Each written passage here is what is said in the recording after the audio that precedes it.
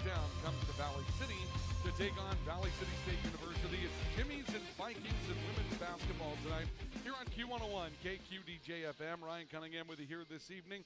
Thank you for joining me wherever you are around the area. A couple of basketball teams that are having fairly to good seasons so far this year. The University of Jamestown's 10-2 coming into this matchup. And opposite of Valley City State, the University of Jamestown has already been very active in their conference campaign. Now, the Vikings have only played one conference game so far this year. The Jimmies have played 7, and they are currently 6-1. One of their last losses were in the league, and that was to Hastings, Nebraska, by a single point, 63-62, and that's the only blemish. Hey college students, are you looking for a part-time job that works around your schedule, pays well, and gives you free money for college every year? McDonald's offers all of it. We can work around your schedule, and we give $2,500 scholarships to everyone who works for 3 months and averages 15 hours per week. That's 2 full shifts a week or 3 shifts of 5 hours. It's that easy. We've already given out more than $75,000 to students in North Dakota this year. Let us help you become the next scholarship recipient. Come join our team. Text ND29 to 38000 to apply today. You live life on the move. While you determine what direction that may be, we're here to help along the way. So go. Go with values. Go with friends. Go with support. Go with convenience. By a very large number of days, but the Vikings have lost 3 consecutive games. At one point, they were 8-2 in the games that count. They're currently 8-5. Their loss to the University of Jamestown that we talked about back on December 7th was then followed by a loss to William Carey and a loss to Morningside. And so that's 3 in a row that the Vikings have dropped, even though those games were separated by 12 days and something like, about 5,000 miles or something along those lines. You don't really look at it as a losing streak until you look at just the record of the team and you see LLL 3 times in a row in that column. So there may be a little bit of pressure on the Vikings to try to break out of that tonight. Jimmy's come in with their leading scorer, having a great season thus far. Hannah DeMars, senior forward out of Grand Rapids, Minnesota, at 18.4 points per game. The Vikings have seen a surge in talent from the volleyball team. That's J.C. Richter, a freshman out of Linton, North Dakota, who had a great season as the libero for the Viking volleyball team. But she came over and played an exhibition game against North Dakota State with no practices. Just had a chance to step onto the floor and get started. Barely even practiced with the team at all. Maybe a shoot-around or something like that. And then began playing games that mattered. Well, in the course of that very little bit of time, and remember, we played the conference tournament for volleyball in the first weekend of November. And then, obviously, had some storms and things like that that came in. In that little bit of time, J.C. Richter is now second on the Vikings in minutes played per game. And she's one of the leading scorers on the team. She's the second leading scorer right now at 9.9 points per matchup. One of the main differences between these two teams, the Jimmies are top-heavy in production. DeMars, 18.4. We mentioned her. Kia Tower, 12.3 a game. And the player that hurt the Vikings last time, Audrey Rodakowski, averaging 9.6 points per game. And then the production drops off a little bit, whereas the Vikings are not top-heavy. Taryn Dieterle at 10.1, J.C. Richter 9.9, Ashlyn Diemert at 9.3. But then when you look through the rest of the scoring, you'll see 7-5, 7-4, 5-8, 5-2, in the 4s, in the 3s. So it's a different way of looking at things. Some real star power for the University of Jamestown. Some balance from Valley City State. And we'll see in the contrast which of those will win the night here tonight as we put the wraps on 2022 here in Valley City at the W.E. Osmond Fieldhouse. As far as our sports is concerned, of course, tomorrow being New Year's Eve. And again, we thank you for joining us all around the region tonight on Q101.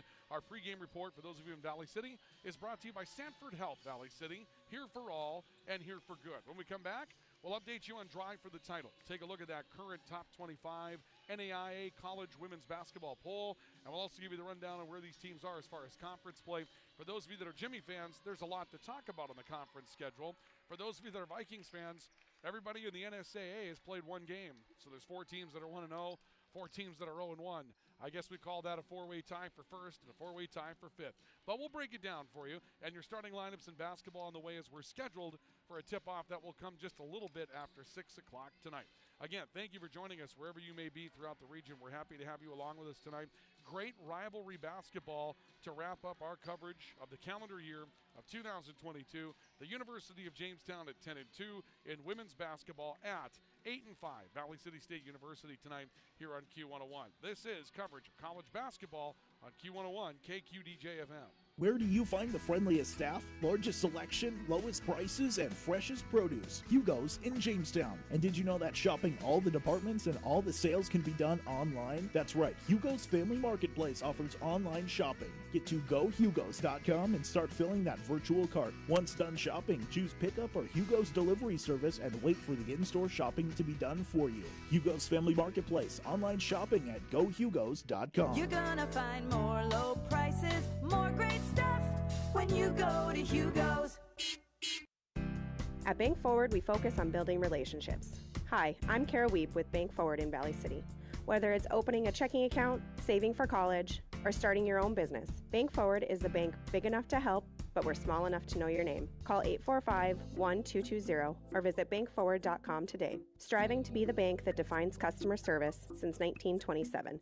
It's simply the Forward way. Bank Forward, member FDIC. Now is the time, now is the time. What would life be like without telephones, internet, and digital cable?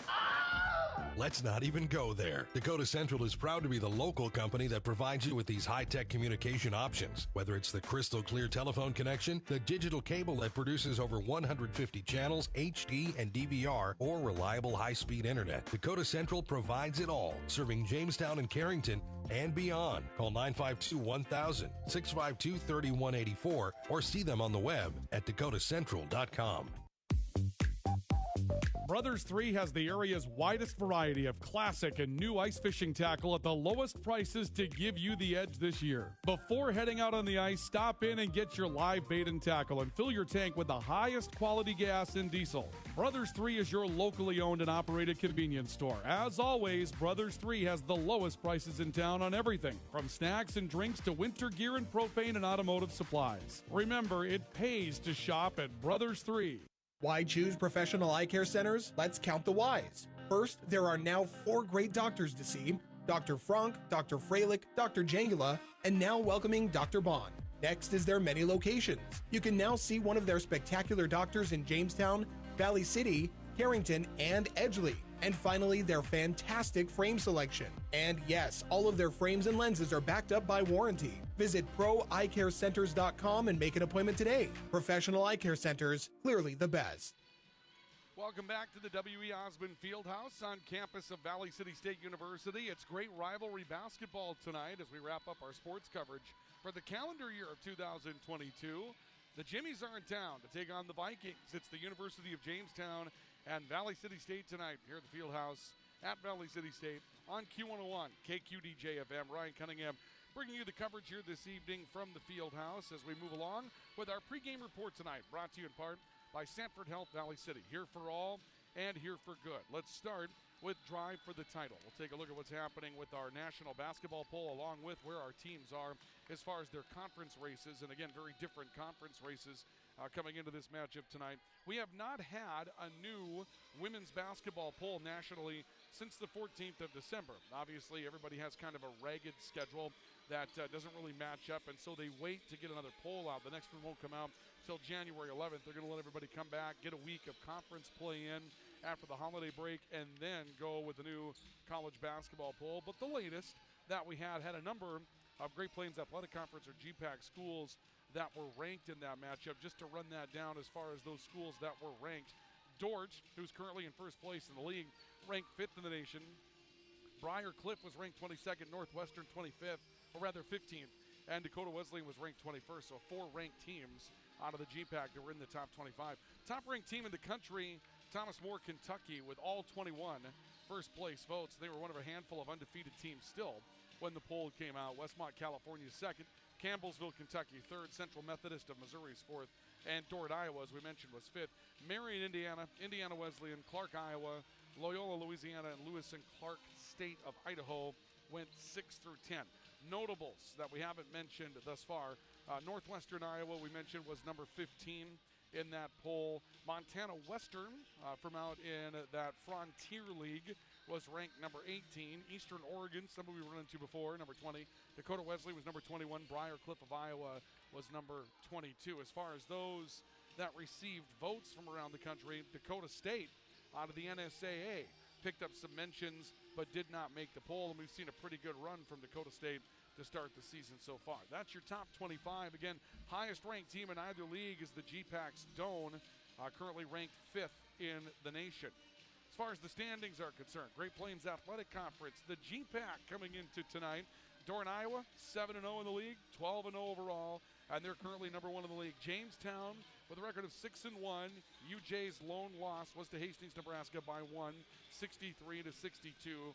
That was one of those that they had just before the Christmas break. Briar Cliff is 6-2, a half game better than Northwestern's 5-2, and Dakota Wesleyan 4-3 in the conference, despite being ranked 21st in the nation. 3 losses in the league. Concordia's got 5 wins. Hastings is now a 500 team at 4-4. Morningside's 3-4. Doane 3-5. And I may have said Doane, apologies in the rankings. It's Dordt that's ranked 5th, not Doane. College of St. Mary, Mount Marty, and Midland all with 1-7 records in the league. As far as the North Star Athletic Association, again, everybody's played 1 game. And so that's the sample size that we have at this point. And that sample size shows Mayville State, Valley City State, Bellevue, Nebraska, and Waldorf all 1-0. Dakota State, Dickinson State, Viterbo, and Presentation College are all 0-1. So despite Dakota State being 10-4, they're 0-1 right now as far as play is concerned in the North Star Athletic Association. They got votes in the last poll. We'll see if that changes as they were beaten at Bellevue 78-76 back on the 3rd of December. And they were challenged by Briar Cliff. They did get a win over the 22nd ranked team in the country, did Dakota State 88-83, and then beat Northwestern 80-64. So after losing to Bellevue, Dakota State came back and whipped 2 ranked teams out of the GPAC in back-to-back games. And with Mayville State having a handy win over the University of Jamestown this year and Dakota State with those wins over ranked teams, you can kind of start to see where the hierarchy is as far as NSAA teams are concerned, coming into where we're at again as we get ready to start conference play in full force again next week. Now, it's a busy week for both teams coming up next week. For the University of Jamestown, the visitors, they're going to play 3 conference matchups coming up next week. They will play Morningside at home coming up on a Monday night, in fact. That'll be right after New Year's Day. And then they will go to Northwestern and Dordt for games on the 6th and the 7th before they come home against Briar Cliff. And that means after Morningside, they're going to play 3 teams that are currently ranked in the top 25 back to back to back. For the Vikings, speaking of teams that are getting votes or ranked, they've got their toughest road trip of the conference season coming up next weekend. They will go to Dakota State on Friday. They will go to Bellevue on Saturday. We just mentioned that Bellevue beat Dakota State, and then Dakota State beat 2 ranked teams. Yeah, there's some really good college women's basketball coming up for both of these teams in very short order right away next week. We're not taking any time off before we dive headlong into what should be a couple of very good conference races. That's Drive for the Title here tonight on Q101 KQDJ-FM as part of our Sanford Health Valley City pregame report. When we come back, we'll break down where we're looking at as far as starting lineups are concerned for tonight and get you ready for tonight's matchup here at the W.E. Osmond Fieldhouse. The Jimmies are 10-2. The Vikings are 8-5. It's rivalry college basketball tonight here on Q101 KQDJ-FM. Enjoy the rustic Frontier Fort Bar, Grill, and Gift Shop. The gift shop is open year-round with North Dakota tourism gifts and unique jewelry. And for a true Dakota Territory dining experience, the Frontier Fort Grill is open from 4 to 9 Monday through Saturday. Every Thursday night, get a rack of ribs, fries, coleslaw, and toast for just $9.95. And their legendary prime rib is served on Fridays and Saturdays. Dine in or call for takeout at 252-7492. The Frontier Fort, on the road to the Buffalo, Jamestown. This is Miranda Lehman. I'm a family nurse practitioner with Sanford Health of Ellendale, Lemoore, Foreman, Gwinner, and Oaks. The holidays are upon us, which means time spent with loved ones and the gift of giving. This year, protect yourself and loved ones from giving and receiving the gift of COVID-19 and the flu by scheduling your appointment to receive necessary vaccines and boosters. You can call our office in Oaks at 701-742-3267 to schedule your appointment. May the gift of health and happiness be yours this holiday season from Sanford Health of Ellendale, Lemoore, Foreman, Gwinner, and Oaks. For generations, Unison Bank has been your community bank.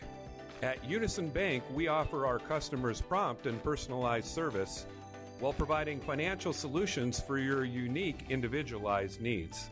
For all your personal or banking business needs, choose Unison Bank as your local financial institution.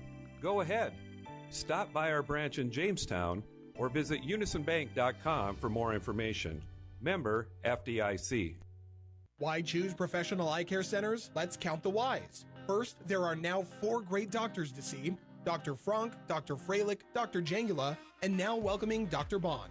Next is their many locations. You can now see one of their spectacular doctors in Jamestown, Valley City, Carrington, and Edgeley. And finally, their fantastic frame selection. And yes, all of their frames and lenses are backed up by warranty. Visit proeyecarecenters.com and make an appointment today. Professional eye care centers, clearly the best. No matter where you live, you should have access to high-quality health care. Jamestown Regional Medical Center's orthopedic and sports medicine team offers care for hips, shoulders, knees, and toes. When an injury occurs, teams need care quickly. That's why the JRMC orthopedic team promises same-day and next-day appointments. Schedule direct at jrmcnd.com or call 952-4878. Jamestown Regional Medical Center will never stop building for you. Welcome back to the W.E. Osmond Fieldhouse on the campus of Valley City State University tonight. Valley City, North Dakota, rivalry basketball this evening. The Jimmies, the Vikings. It's the University of Jamestown at Valley City State. The Jimmies enter with a record of 10-2. The Vikings with a record of 8-5 on a 3-game losing streak. One of those losses was to the University of Jamestown back on the 7th of December. Both teams will disembark from non-conference play and make their way into some very competitive conference games coming up next week. So a tune-up, if you will. At the same time, little rivalry flair here tonight to wrap up our calendar coverage for 2022. And we hope that you have a wonderful New Year's Day and New Year's Eve holiday coming up throughout the course of the weekend. Thank you for joining us for basketball tonight. Let's take a look at those starting lineups for tonight's matchup. They're brought to you by CHI Mercy Health Valley City. Hello, Human Kindness for the University of Jamestown and the Jimmies. They've had the same starting lineup for 12 consecutive games this year, and it will not change tonight. The guards are Kia Tower, a 5'6" senior from Big Fork, Minnesota, and Kate Busick, a 5'9" sophomore from Fargo, North Dakota. In the middle, Audrey Rodakowski, a 6-foot junior out of Dickinson, North Dakota. Our forwards, Jalen Martinson, a 5'9" sophomore from Devils Lake, North Dakota, and Hannah DeMars, a 5'11" senior from Grand Rapids, Minnesota. Thad Sankey's in his 5th season as the head coach of the University of Jamestown Jimmies. He's assisted by Faith Brintle and Patrick Swenson. Coming into the night, we mentioned that Hannah DeMars, 18 points, 9 rebounds a game. Their leading scorer, Kia Tower, the 5'6" senior guard at 12.3 points per game from the perimeter. And then Audrey Rodakowski, the 6-foot junior out of Dickinson, 9.6 per game, but she had a big game against the Vikings the last time around, leading the Jimmies in scoring with 16 points in that matchup. Kia Tower had 8. For the Vikings, their starting lineup tonight, they've changed their lineup at times throughout the year, but they seem to have settled into a rotation that they're comfortable with right now, at least for the moment. We'll talk about that in a second. Haley Roberts, 5'6" junior guard out of Minot, North Dakota, and at guard as well, Allie Critchley, 5'6" senior from Dilworth, Minnesota. Third guard in the lineup, Adriana Torres, a 5'10" senior from Pelican Rapids, Minnesota. The forwards are Meredith Dumas, 5'10" senior from Grafton, North Dakota, and Taryn Dieterle, 6-foot senior, hometown gal from Valley City, North Dakota. Vanessa Johnson in her 6th season as the head coach of the Vikings, assisted by Taylor Henningsgaard. Now, one of the key parts of the rotation for the Vikings that may alter some things tonight will be the return of a player that they've been missing as of late, and that's Katie Johnson.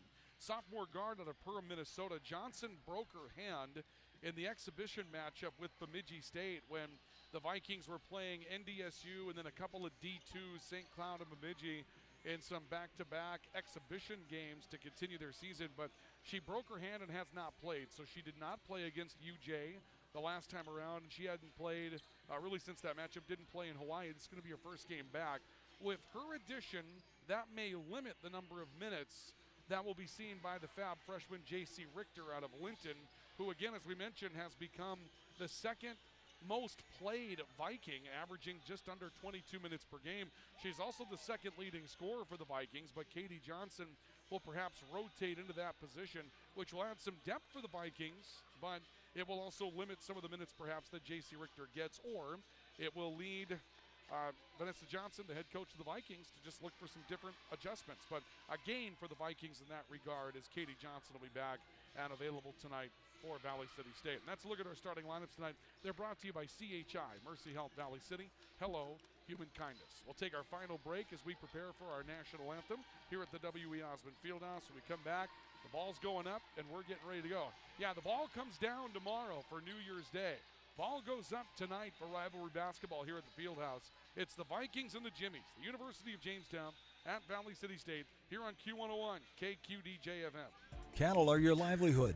Protect your investment from the elements with a Winkler Structure Cattle Barn. See Smith Lumber Company on East Main Valley City about a standard or custom Winkler structure. Winkler structures are made with tough Gator Shield galvanized steel and superior no-compromise fabric. Winkler structures are cooler in summer, warmer in winter, and can provide you savings of 80% in energy costs. Winkler Structures, available at Smith Lumber Company, East Main Valley City. Call 845-2135. Before you can start building a business, you have to build a business. You know, a building, a storefront, a facility, new or addition. Problem is, you're too busy taking care of business. You don't have time to meet with a planner, a contractor, and suppliers. But if you wait any longer, you're going to start losing business. Enter Hillerud Construction. They're in the business of building business. Quality commercial construction saves you time, stress, and money so you can get on with your business. Visit hillerudconstruction.com. Ivy Real Estate Group, your locally owned real estate brokerage, is cheering for the home team. Listen to KOVC for the Ivy Real Estate Group Player of the Game following every Valley City Highliner and VCSU Vikings game.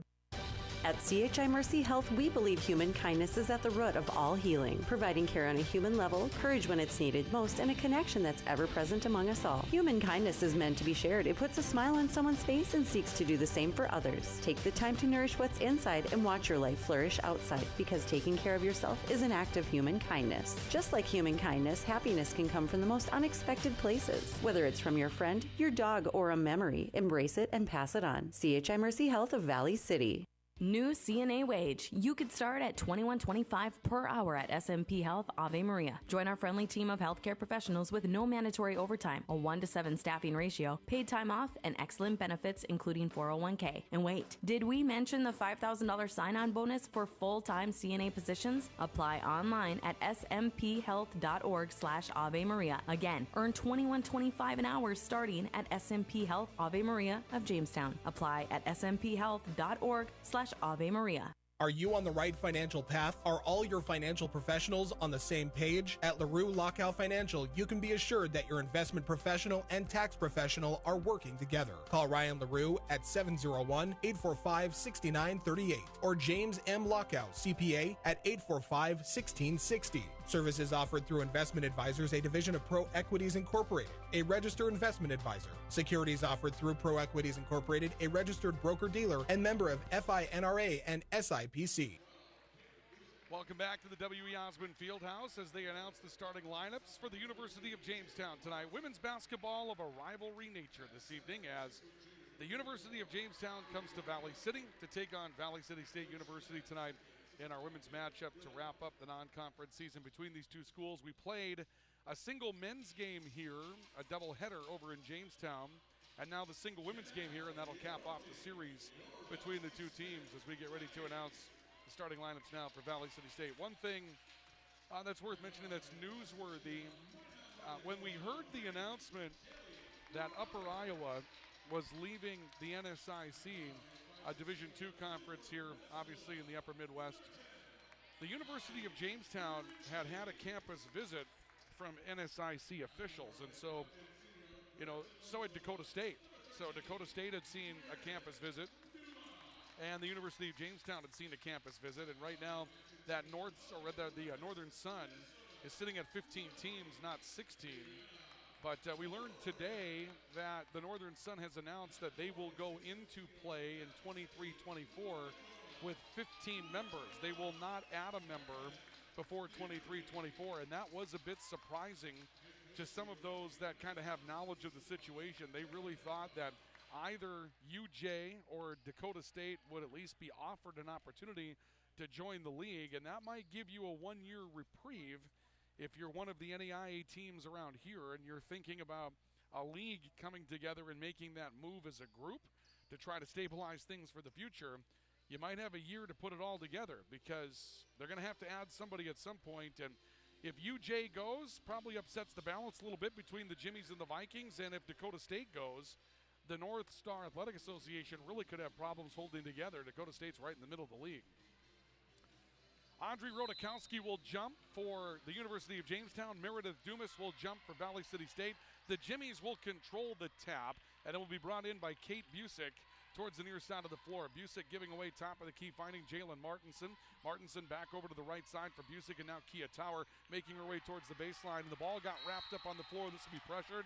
It'll be tied up. The ball's going back to Valley City State on the arrow as Allie Critchley steps in and ties up that basketball for a jump ball.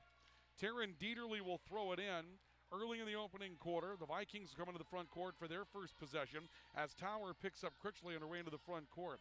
Roberts looking to the foul line for Dumas, who runs a high post look. Dumas will play it out to the perimeter. A look by Roberts, but she traveled trying to make a crossover dribble. Turnover by the Vikings. The ball will go back to the Jimmies. Hannah DeMars will inbound off of the near sideline. The Vikings with a bit of token pressure in the back court. Crossover dribble from Kate Busick, and the Jimmies are back into the front court, still looking for their first points of the game. DeMars to Martinson, driving into the lane, a stop, double pivot, got around Dieterle, got to the basket, but missed the shot. Dieterle trying to rip a physical rebound down, knocked it loose, and it will be Dumas that picks it up for the Vikings. Critchley into the front court, quickly wants to run, got to the window, got a shot block from behind. Ball's loose on the floor. It was Rodakowski that knocked the ball away. It turns into a tie-up for the battle for the loose basketball, and UJ will get it back off of the arrow. 9:07 to play opening quarter, and we are scoreless here at the W.E. Osmond Fieldhouse. Busick into the front court with a behind-the-back dribble. DeMars taking a handoff, working back top of the key. Martinson, a spin move in the lane, a stop and a kick out. Back to DeMars, left corner, pulls up for three. That's off the front of the rim. Weak side rebound brought down by Critchley, having to box out the much taller Busick in that matchup. Might be an advantage for the Jimmies later, but Critchley getting physical on a dribble drive on the floor and finds Torres on a backdoor cut. Torres goes to the glass and scores, and the Vikings will take the opening lead. Adriana Torres with her first two. Nice little backdoor cut. Torres had to hesitate a bit. She put the ball on the floor after the catch when she likely could have finished in the same motion, but scores it anyway. 2-0 in favor of the Vikings. The Vikings defend the ball out of bounds on the way up the floor, and the Jimmies will maintain possession of the basketball. DeMars to the top of the key for Rodakowski, off to Busick on the right side. Busick a stop, kick out left wing off a seal. Kia Tower took a look at a three, decides not, and then goes stop and go with the dribble, drives the glass but misses a layup. The rebound will be tapped out of bounds by Taryn Dieterle, and the University of Jamestown will keep it with 15 on the shot clock. Busick will step beyond the baseline, underneath the basket in the front court. Vikings will scatter defensively as the Jimmies set their screens, and Martinson will bring it out into the left corner. It works back top of the key to DeMars. DeMars taking a look towards the left side. Martinson flashes through. She'll take the basketball on the right wing, pulls up with a lefty three, hits it, and the lead will go to the University of Jamestown. Jalen Martinson stepping back and hitting a three-point shot, the first scoring of the night for the Jimmies, and it's 3-2 in favor of UJ. Driving the right side by Critchley, right corner Roberts, three for the answer. That's off the front of the rim, and Martinson comes down with a rebound, or correction, Rodakowski does, and then fights off some traffic. In the meantime, Tower, baseball pass up the floor to Martinson. She'll retreat it back to Tower, top of the key, deep three, like 3 feet beyond the men's arc, ends up missing the shot, and a rebound foul will send the ball back to the Vikings, a foul coming up against UJ. Foul will go against Kate Busick. That'll be her first, the opening foul of the game. The Vikings set to make a change, and we will see Madison Wilhelmy, 5'5" freshman guard out of Linton, North Dakota, coming on for Allie Critchley. And again, the Vikings make a lot of changes throughout the night. They look for balanced scoring, and they'll see more of that throughout the night here. Dumas on the foul line, high post, pulls up, spots up, and tries the jump shot. Missed it, but Torres, the old board, trying to get around Tower, pulls up with a fall away left-hand style putback, ends up missing that badly. Martinson, the rebound for the University of Jamestown. Jimmy's back into the front court, leading 3-2. Martinson for another three. That one well short. It will go out of bounds. Vikings will get it back. 7:15 left of the opening quarter, and right now we see Thad Sankey, the head coach of the Jimmies, a bit of a concerned look on his face as Jamestown has been a little off. And again, it was lethargic offensively the first time around in Jamestown as well between these two teams. Ball knocked loose. Taryn Deedley goes out to rescue it for the Vikings. Torres in the left wing, rotating back towards the top of the key, looks in, now pulls up for three and misses everything. It's caught underneath by Kia Tower for the Jimmies. And UJ's back into the front court. Driving to the front court. DeMars trying to back her way in on Torres. A stop, a double pivot, kick out. Martinson drives her way to the hole, whistle, and a blocking foul will come up against Valley City State. Torres got there, but maybe got there a step late, and Jalen Martinson will get the benefit of the call going against Adriana Torres. Torres will have her first personal. First foul against the Vikings. Each team will make some changes. The Jimmies are going to Hannah Hoggle, 5'11 sophomore from Carrington, North Dakota. She comes on to replace Rodakowski. Valley City State with two switches. Ashlyn Diemert, 5'9 sophomore from West Fargo, steps in. And Allie Nagan, 5'11 senior from West Fargo, North Dakota. Correction, Mountain Iron, Minnesota. Apologies. Allie Nagan, 5'11 senior from Mountain Iron, Minnesota, stepping into the matchup. Jalen Martinson knocks down the first foul shot. Martinson, a 67% foul shooter. She will miss the second. So a 1 of 2 effort for Jalen Martinson for the line. She has all four Jimmy's points, and it's 4-2. University of Jamestown on a LaRue Lockout Financial scoreboard with 6:35 to play of the opening quarter. Roberts on the right elbow, looking down low on the high-low. Nagan got to the glass and ties the game. Allie Nagan with her first two. Good high-low look from Haley Roberts, and we're tied at 4 as the Jimmies will bring it back up front. Busick stepping across, looking at DeMars on the left side of the floor. Crossover to her left hand. Now Kia Tower in the left wing, harassed by Roberts. Got a screen for help. Tower rolls off left side, kicks to DeMars. Three-point shot out of the corner is good.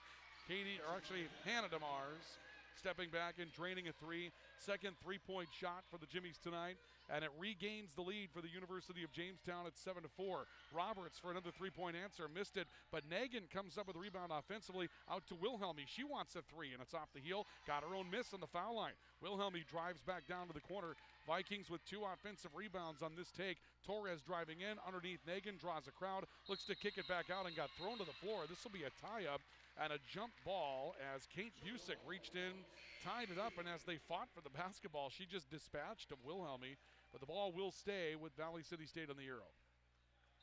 Each team to the bench. Jamestown will send in Kate Cordes, a 5'8 freshman out of Shakopee, Minnesota. We saw one other sub as well. I believe we saw Sarah Lenz, a 5'7 sophomore out of Belle Plaine, Minnesota, come into the game. We did. And the Vikings will go to their bench as well. And Katie Johnson returns. Her pass to the top of the keys taken away by Hannah DeMars. DeMars to the glass for the Jimmies. Misses a finger roll layup. Offensive rebound. Kick back out to the top. Tower for three. Hits it. Kia Tower with the third three tonight for the University of Jamestown. The Jimmies quickly up 6 by a score of 10-4. We mentioned Katie Johnson, 5'6 sophomore out of Pearl, Minnesota, her first action since she broke her hand against Bemidji State in an exhibition game. On top, Wilhelmy looking off to the top for Diemert. Nagan, turnaround from 11, missed it off the front of the rim, and the rebound's out of bounds. It'll go back to the Jimmies. Halfway through the opening quarter, and UJ has a chance to make this a 3-possession game, leading by a score of 10-4. The Vikings back to their bench. Rosie Anderson, 6-foot freshman out of Moorhead, Minnesota, comes in for the first time. The Jimmies also have Hoggle on the floor. We mentioned her, and Hoggle will take a spot in the post. Hannah DeMars, top of the key for the Jimmies. Reversing left side, Cordes. Off to the left wing for Tower, who takes a look inside. Unable to find Hoggle. Hoggle comes out, sets a screen, goes screen and roll. The ball's taken away. Deemer had it, then lost it. Back to pick her pocket on that play for the Jimmies was Sarah Lenz. Lenz comes up left wing and tries for three. Off the heel and board underneath for Tower. Out rebounding Madison Wilhelmy. Tower's in trouble on the right block. Reverses top of the key to Kate Cordes and back to DeMars on the left wing. UJ back at it offensively with 10 to shoot. DeMars from the foul line. Whistle. We may see an offensive foul against Hannah DeMars. Yeah, they're going to get Hannah DeMars for throwing a forearm. Wasn't much of one, but it's enough to elicit the whistle. DeMars with her first. It's the second team foul against the University of Jamestown.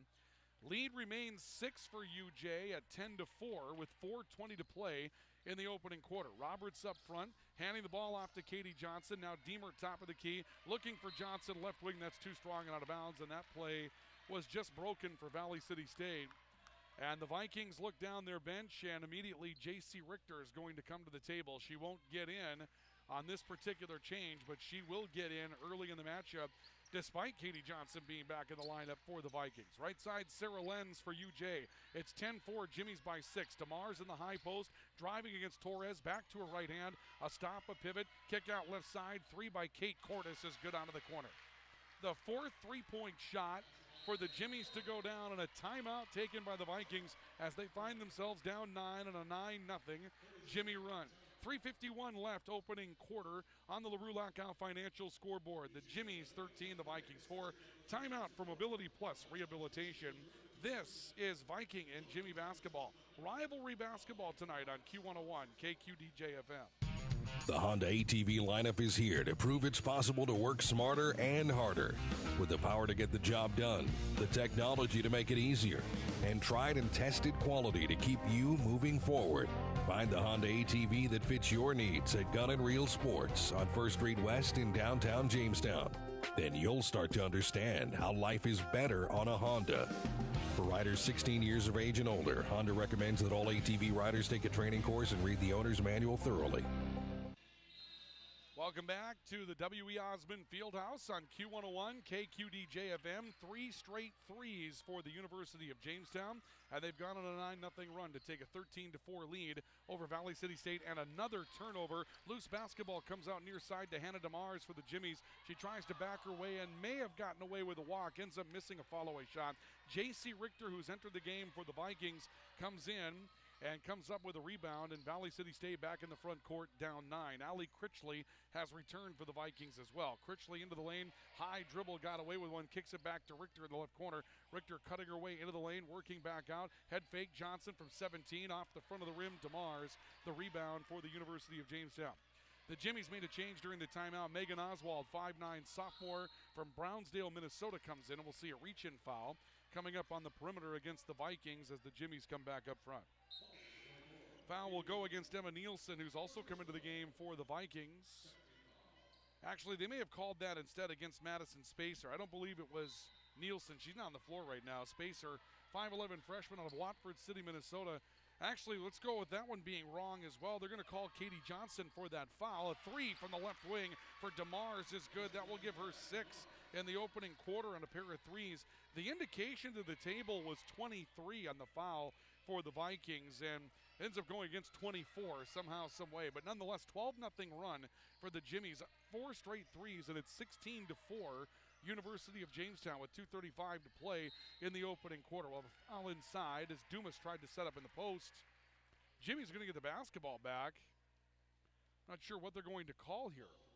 No, they will not get the basketball back. My apologies. Megan Oswald will pick up a foul away from the basketball inside for UJ.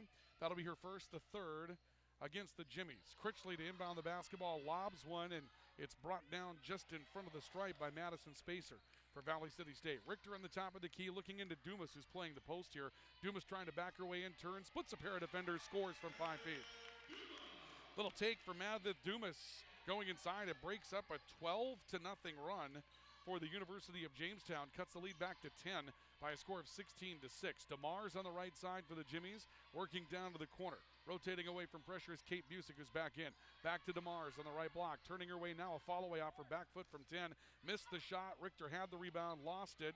Critchley goes down to the floor to rescue the basketball, and the Vikings will bring it back into the front court. They're down 10 to the University of Jamestown.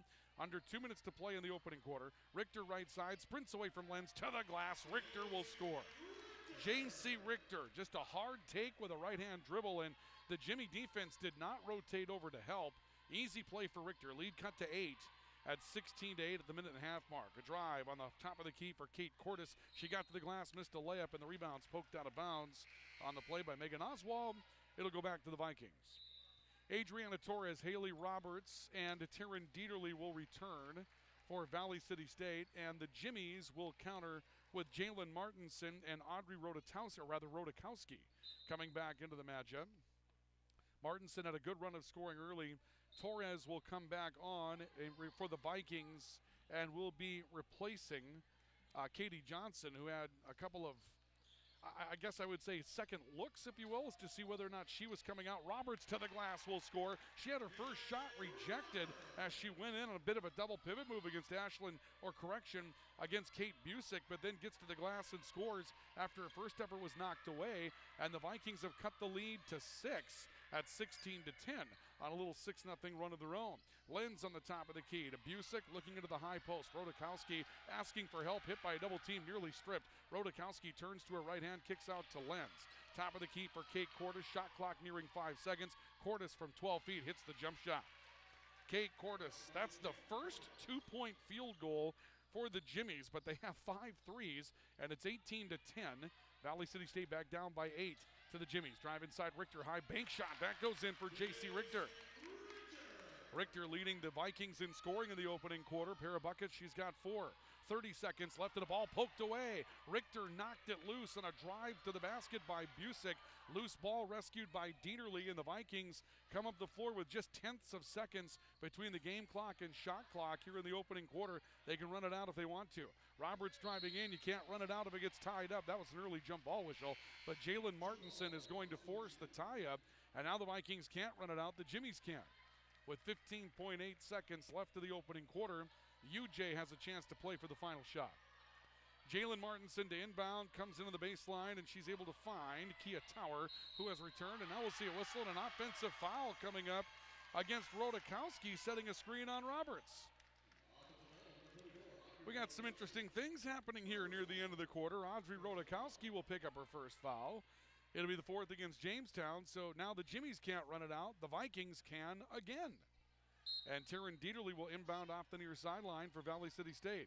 Roberts takes the top of the key, driving between a pair of Jimmies defending out on top of what looks to be player-to-player defense. Torres, Dieterle on the right side, 4 seconds. They get underneath. Richter to the glass will score on the take from Dieterle. Richter with 6, and the Vikings will close the gap to 4 at the end of the opening quarter. A quarter that was dominated by Jimmy three-point shooting, countered by J.C. Richter's presence in the game for Valley City State with 3 field goals coming in off the bench. After 1, your score on the LaRue Lockout Financial scoreboard, the Jimmies 18, the Vikings 14. A timeout for Mobility Plus Rehabilitation. This is Rivalry Basketball from the Fieldhouse in Valley City on Q101 KQDJ-FM. Cattle are your livelihood. Protect your investment from the elements with a Winkler Structure Cattle Barn. See Smith Lumber Company on East Main Valley City about a standard or custom Winkler structure. Winkler structures are made with tough Gator Shield galvanized steel and superior no-compromise fabric. Winkler structures are cooler in summer, warmer in winter, and can provide you savings of 80% in energy costs. Winkler Structures, available at Smith Lumber Company, East Main Valley City. Call 845-2135. In preparation for an upcoming retirement, RM Stout is excited to announce an open opportunity as service advisor. If you're guilty of providing excellent customer service and toting a positive attitude, if you like to wrangle up handshakes and rope in smiles, if you're a self-motivated sharpshooter and enjoy working in a pen of rowdy wrenchers, please turn yourself into RM Stout. Excellent pay, great benefits, and a team of professionals to succeed with. Pursue your automotive passion today. Apply online through Facebook or stoutcars.com. Call 701-252-2270 or simply stop by. Claim your career today at RM Stout.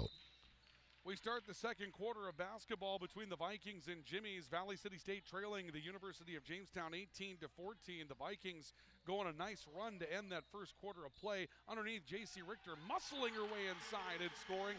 She puts a body in on Jalen Robertson and scores her 8th, has J.C. Richter off the bench. And the lead is cut to just 2 at 18-16 as J.C. Richter, again, the second leading scorer in the Vikings team, comes in, makes a huge impact early. Meredith Dumas wraps up a basketball on a post-entry pass. She was hit from behind. There was a whistle, and I'm not sure if we're calling foul or tie-up. And in the meantime, one of the Jimmies went down hard, and the head hit the floor rather hard, and this may be Rodakowski.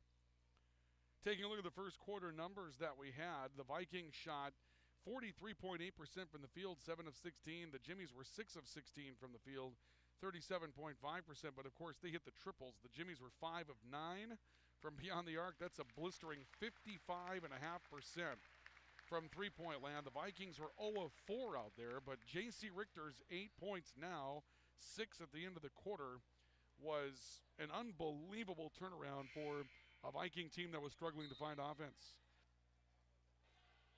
Audrey Rodakowski will walk off the floor. Hannah Hoggle will come in to replace her. So they'll take a look at Rodakowski. And again, the way the back of the head hit the wood floor pretty hard on that little collision, it was ruled a jump ball. You're going to watch her rather closely. Inbounds pass to Robertson. That ball knocked away, nearly saved inbounds by Haley Roberts. It'll be back to the Jimmies. And right now, UJ a little flat-footed and not exactly sure why. Since J.C. Richter found her way to the basket, the Jimmies have struggled to kind of put some tempo back together offensively and been a little slow coming to the basketball. Let's see if that picks up. Hannah Hoggle comes in, takes the basketball, kicks to the right corner. 3 by Kate Cordes comes up short, and a rebound underneath to Haley Roberts for Valley City State. The Vikings want to run. They're down numbers. They look up the floor. Dumas got too far underneath the basket. Couldn't find it after the pass from Roberts and turns it over to Kia Tower. The Jimmies are back into the front court. Busick to the right elbow. Martinson, offensive foul. Dieterle saw it coming. Martinson went running into the lane and put a shoulder down, and that was a rather easy call to make. Jalen Martinson will pick up her second personal foul. No correction, her first. It'll be the first against the Jimmies of the second quarter.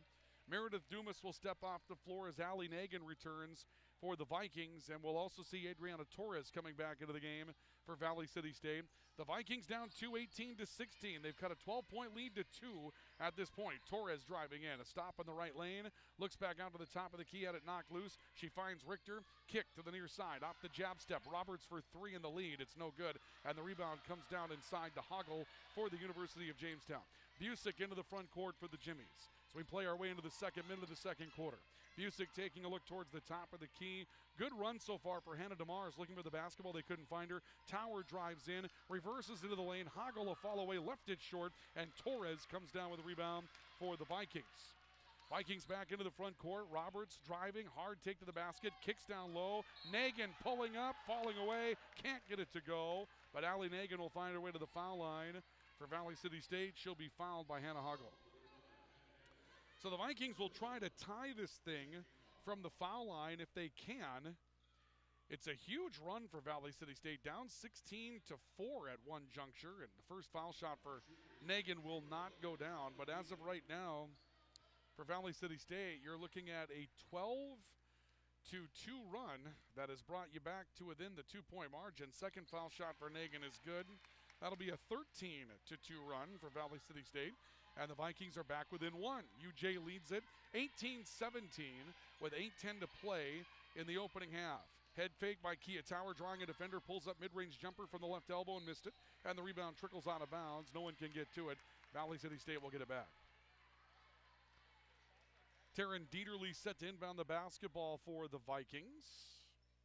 And we'll send it into Haley Roberts, and we'll make our way through the first 2 minutes of this quarter with the Vikings down 1 to the Jimmies. Roberts back into the front court. High post, Allie Nagin surveying options. Hands to Roberts on the top of the key. She'll work right from 15 feet. Jumper trickles off. Rebound to Hannah DeMars for the University of Jamestown. Jimmies into the front court. DeMars attempting to run the floor. Kicks it out to the left side for Kia Tower. Tower a baseline move. Hard take to the basket. Left it short. Rebound to Allie Nagin, who cut off the baseline before Tower could get there. Roberts in the backcourt, behind the back dribble to get away from pressure from Tower. A stop and a kick down low. Dieterle posting up. Little scoop layup. Missed it. Rebound deflected to DeMars. Will pull it down for the Jimmies.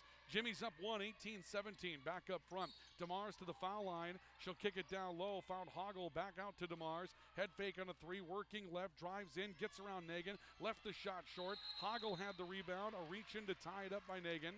It'll be a jump ball. This time the arrow will favor Valley City State. Again, the Jimmies just ice cold offensively, really since hitting their first 4 threes. It's been a bit of a struggle for them to find an open shot or to get one to go down. They've tried the mid-range. They've got to the glass a couple of times, and now the Jimmies are going to respond with some pressure.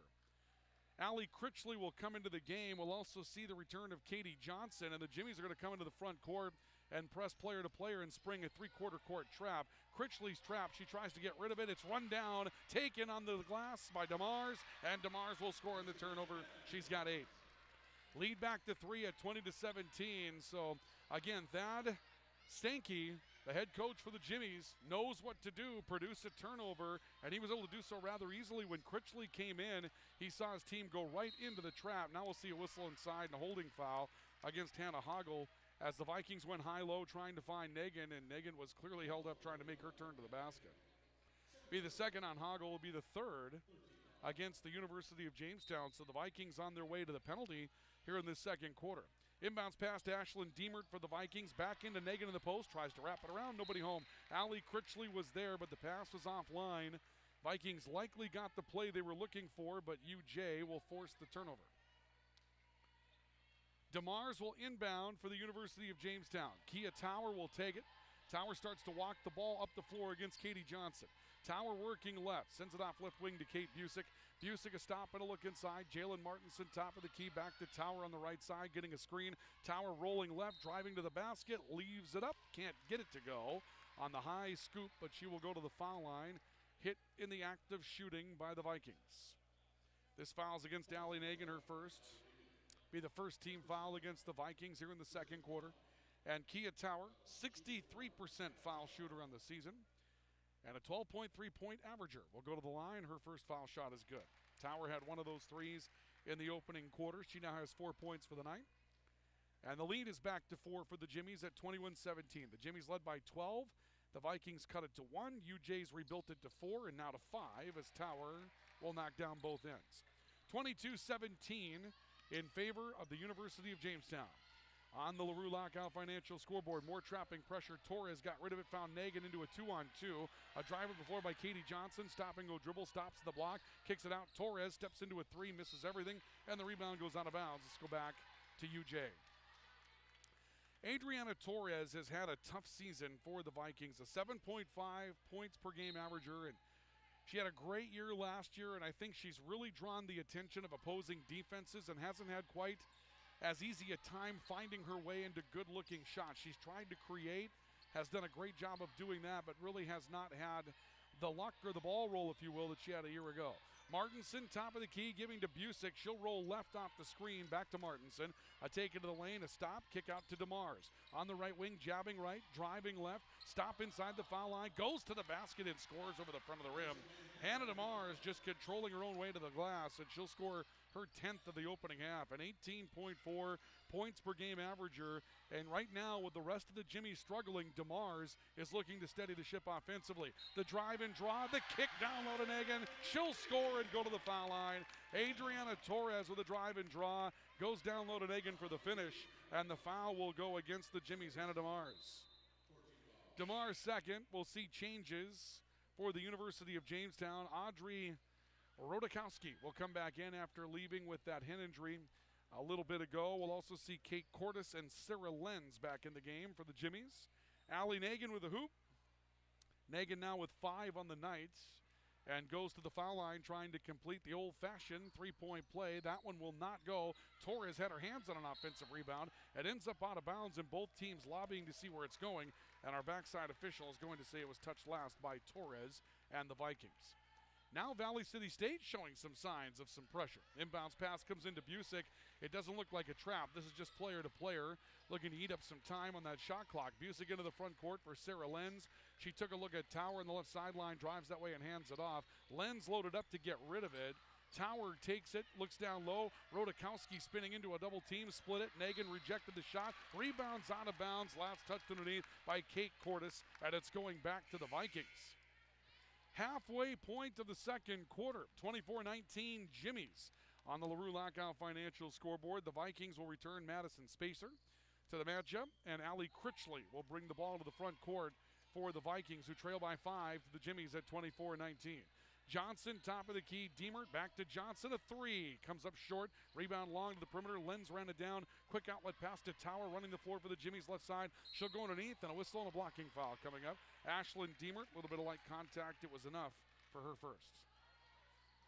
Non-shooting violation. The Jimmies will keep the basketball. It's the second foul of the second quarter against Valley City State.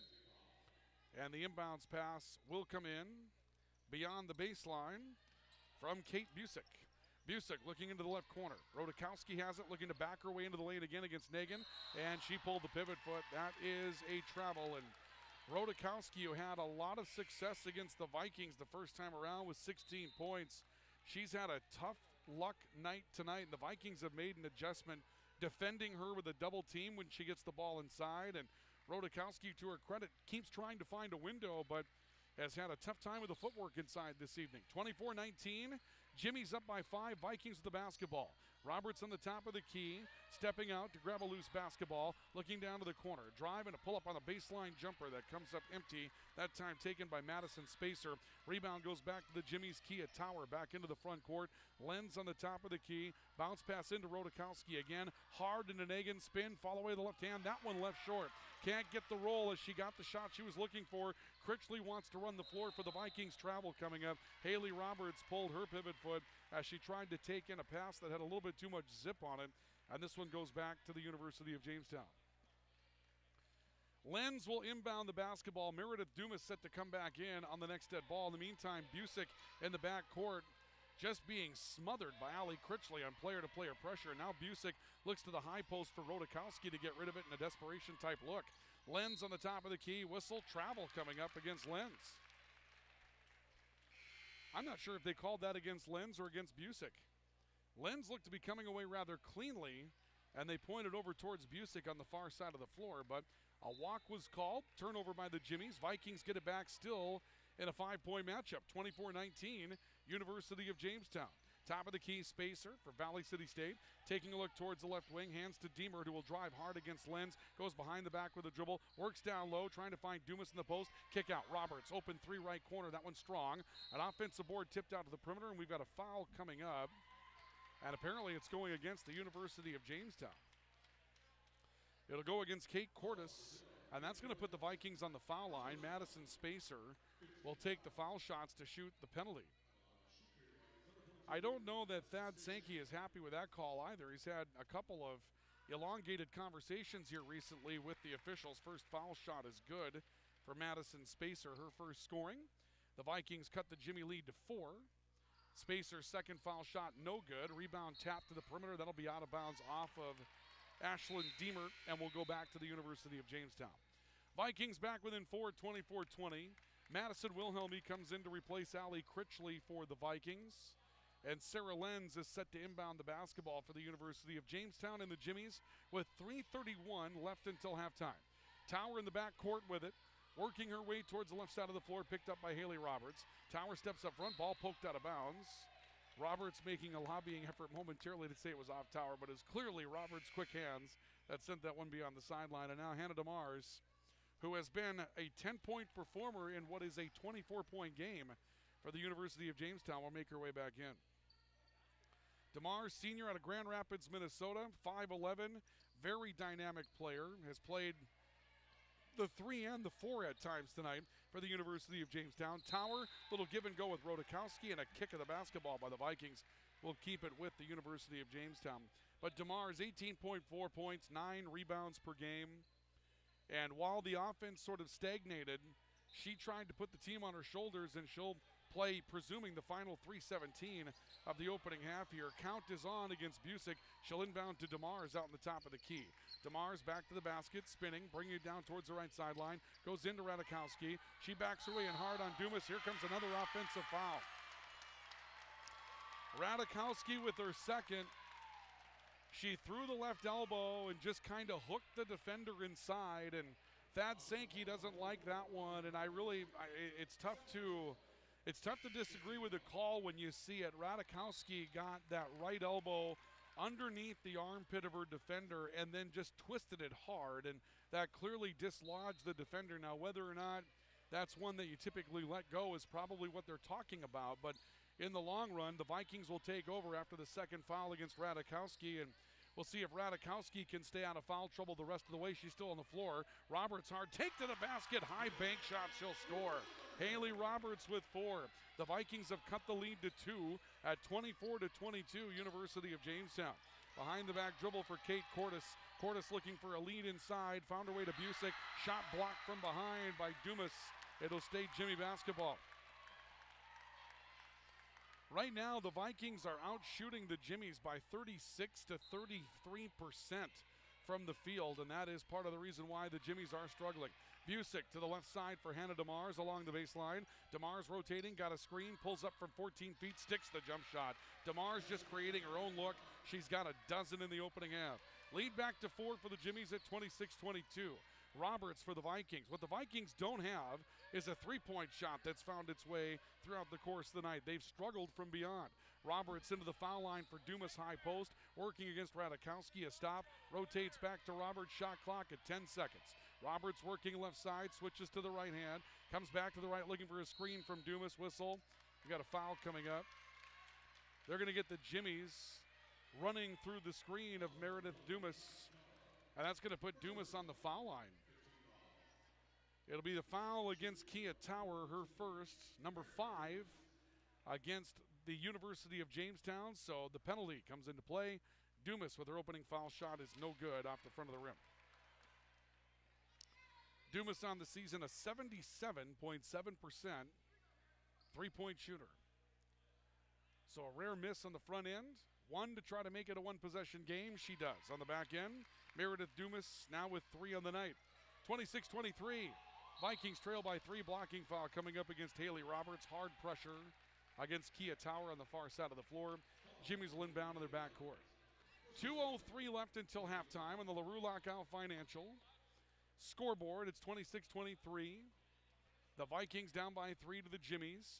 University of Jamestown with the basketball. DeMars inbound. She has a dozen of the Jimmies' 26 points right now. Busick, top of the key for DeMars. Off towards the right side. Kate Cordes swings back to Tower on the top of the key. Back to DeMars. High post on the right elbow. She'll draw a hand from Allie Nagan. A drive. A pull-up from 14 is off the heel. Rebound strong out to the foul line, and Madison Wilhelmy ran it down for the Vikings. Vikings into the front court. DeMars trips in the play, but then the Vikings throw it away. They had Dumas in the post, and this sequence is being played for the Vikings without Taryn Dieterle in that post position, and I know that that's been a source of ongoing back and forth for the Viking offense.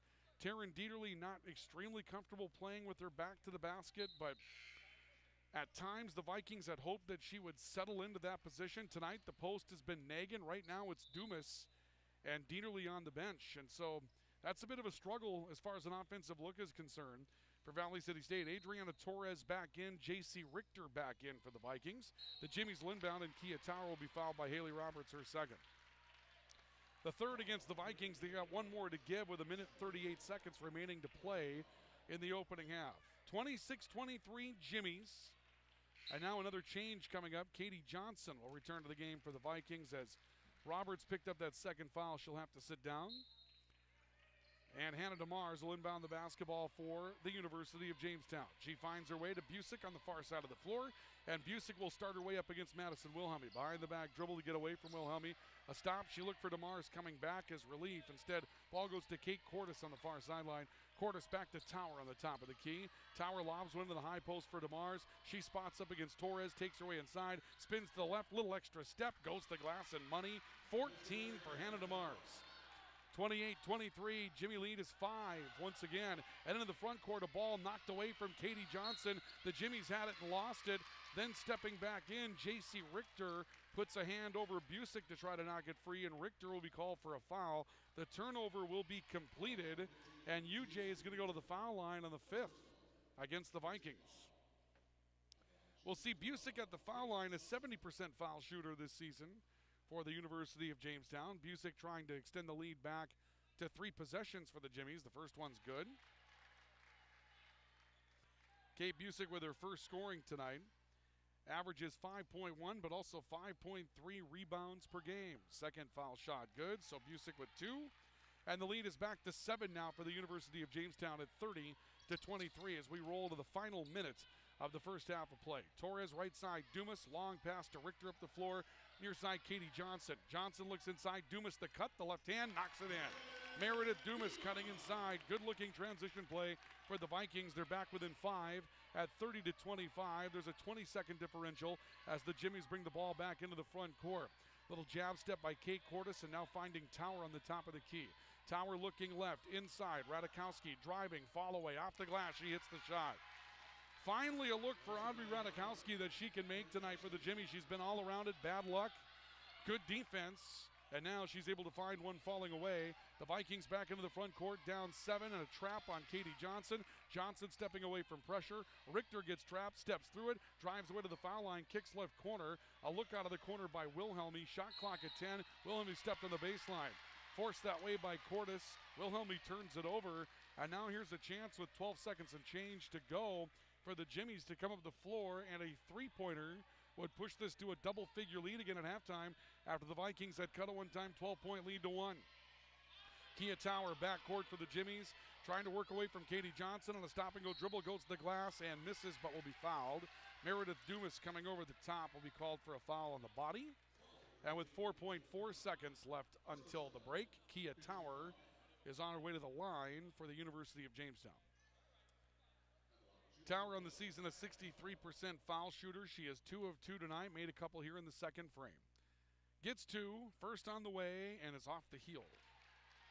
She'll remain with 5. Again, Hannah DeMars with 14 first half points is the story. J.C. Richter at 8, 6 in the opening quarter. Didn't see the floor a lot here in the second. Lead remains 7. Second foul shot on the way is good. That'll push it to 8 as Tower is now 3 of 4. The Vikings have 4 seconds and counting. Wilhelmy into the front court. Now a long throw by Dumas at the horn. It was good if it went, but it hit the front end and came off. And the Vikings will go into the locker room with the Jimmies leading by a score of 33-25. University of Jamestown using some early three-point shooting for some distance. And then Hannah DeMar steadying the ship. She had 4 of the Jimmies' 5 field goals in the second quarter. That tells you what a difference maker she was in that first half of basketball. That'll bring us to halftime here today at the W.E. Osmond Fieldhouse, brought to you by Rambo.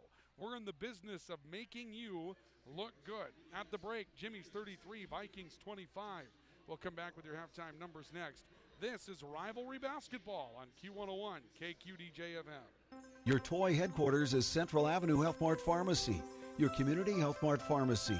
Before and after Christmas, save 10% on all toys for girls and boys.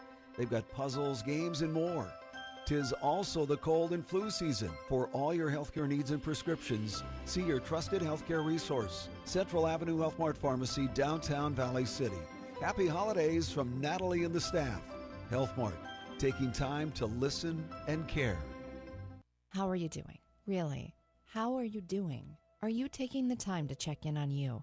A real check-in. Scheduling a wellness visit is an easy way to take care of yourself. At Essentia Health, we want to know how you're doing. We want to help. Whether it's face-to-face or a virtual appointment, the right care is waiting for you. We'll listen, assess how you are, and get you back on track. It's always good to check in. Care like nowhere else. Essentia Health. Schedule online at essentiahealth.org. Hi, Sean Taft here. The Jamestown Country Club membership and staff would like to wish all of you a very Merry Christmas and a Happy New Year. Let's all remember the reason for the season. Grottberg Electric believes in quality first, taking pride in the work and standing behind every project they do. They bring together the power, technology, and experience to keep your business online. The success of Grottberg Electric depends on 3 major ideals: the quality of their products, the commitment to their customers, and most of all, their customer service. Call Grottberg Electric today at 845-3010 or visit them online, grottbergelectric.com. Two Rivers Printing is your local source for anything printed on paper. As a full-service print shop, they offer quick print services for all kinds of posters, flyers, and business forms. They also print banner signs, invitations, cookbooks, thank you cards, and more. They can also do wide format printing in matte, gloss, blueprints, and vinyl. With decades of experience, you know it will be done quickly and done right. Call Two Rivers Printing at 251-1266 at the end of 10th Street in Jamestown. Don't leave your wiring to chance. Plug into your number 1 electrical source, Highline Electric. They're the experts in residential, commercial, and industrial electrical work. No cutting corners at Highline Electric. Call 845-0731. They'll give you a free estimate before any work is done. Family owned since 1986 with Chad and Tracy Zahn. And I promise, the price won't shock you. Highline Electric in Valley City. Call 845-0731. Building a reputation of integrity and quality. Where do teams go to get their custom printed apparel? Originals!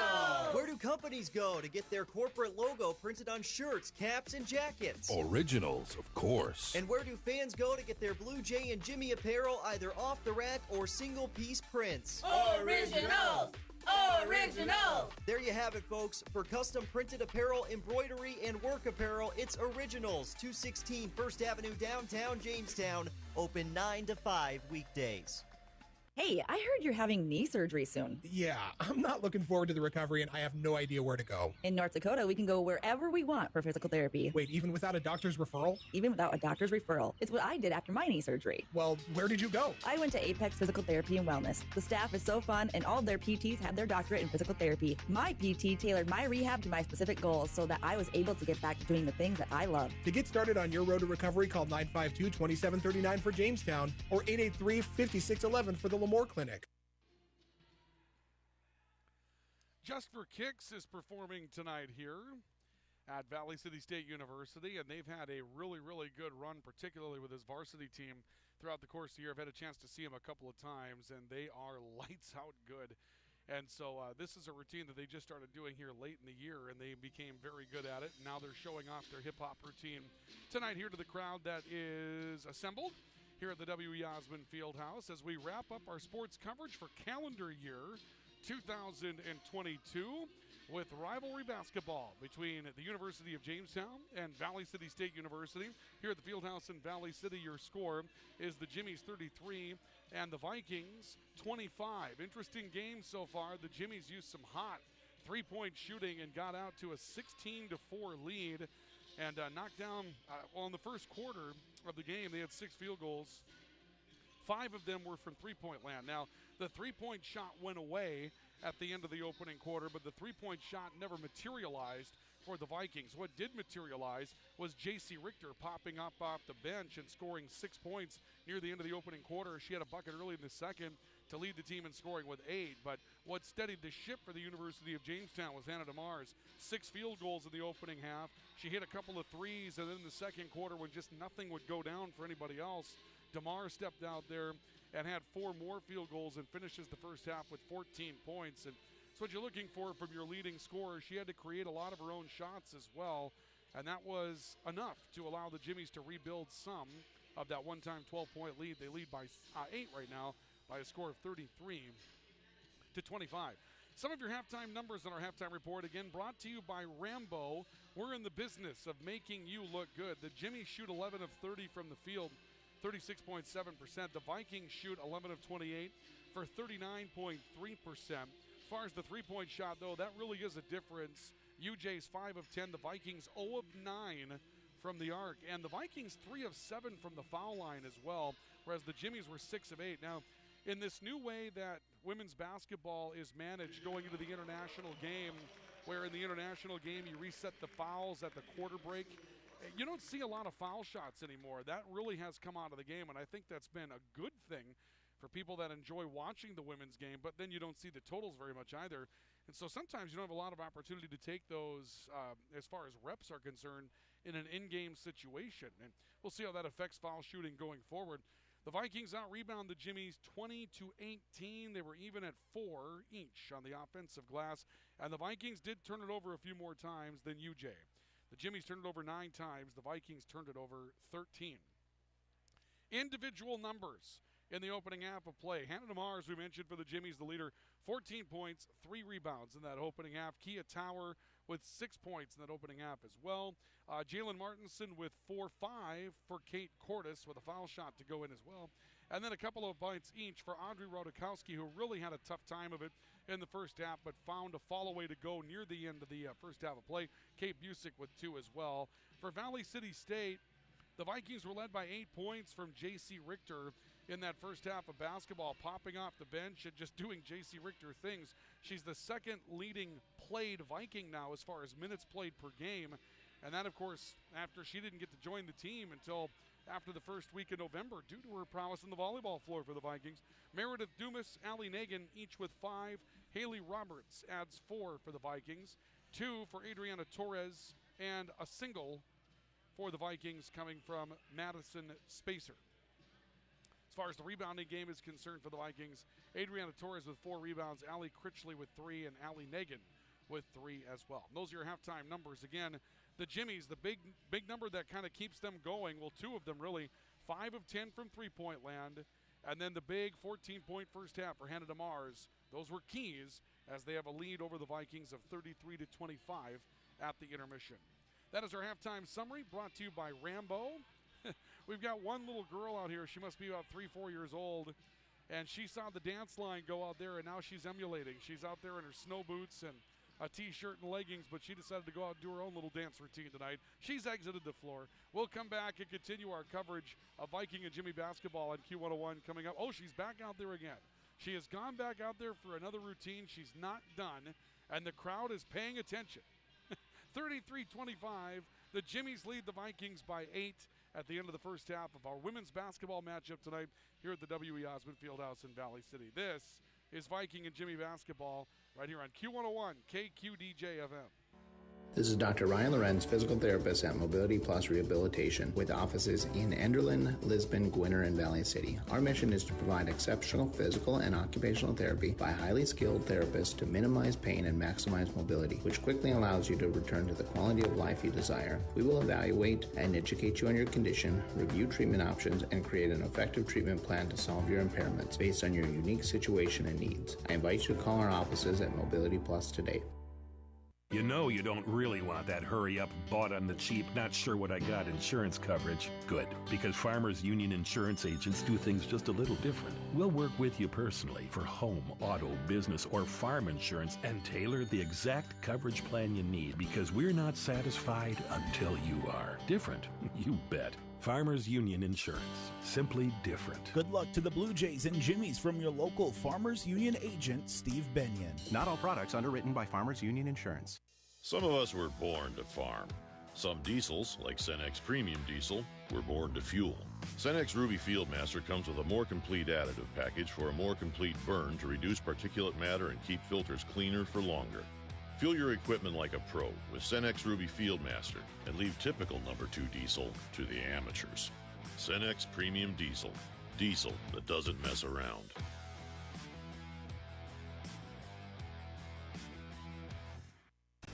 Rambo, a proud sponsor and fan of Viking Athletics, has been serving North Dakota, South Dakota, and Minnesota with quality logoed apparel and promotional products since 1979.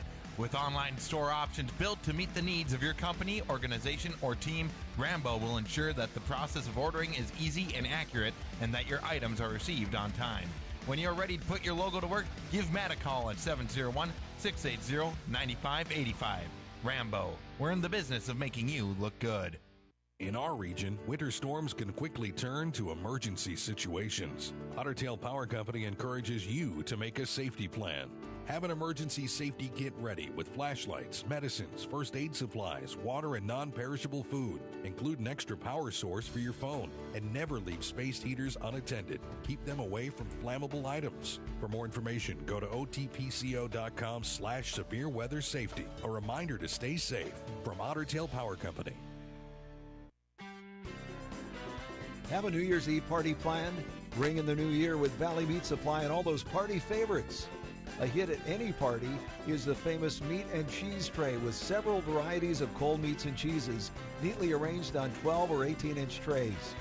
Valley Meat also has lobster, shrimp, crab legs, smoked turkey, smoked ham, cuts of steaks, and prime rib. Happy New Year from Rod and the staff at Valley Meat Supply, West Main, Valley City. Welcome back to the W.E. Osmond Fieldhouse here on the campus of Valley City State University. The Jimmies and Vikings in a women's basketball battle tonight. And right now the Jimmies lead by 8 by a score of 33-25. Couple of news and notes that we can pass along to you today. First of all, for those of you in Valley City, the Rumble on the Red wrestling tournament came to an end today. And unfortunately, no championships for the Vikings. Colton Griebel had made his way into the finals. He ends up finishing runner-up in that tournament. Broden Muskie finishes 4th in the tournament. That would be at 113 and 220 respectively.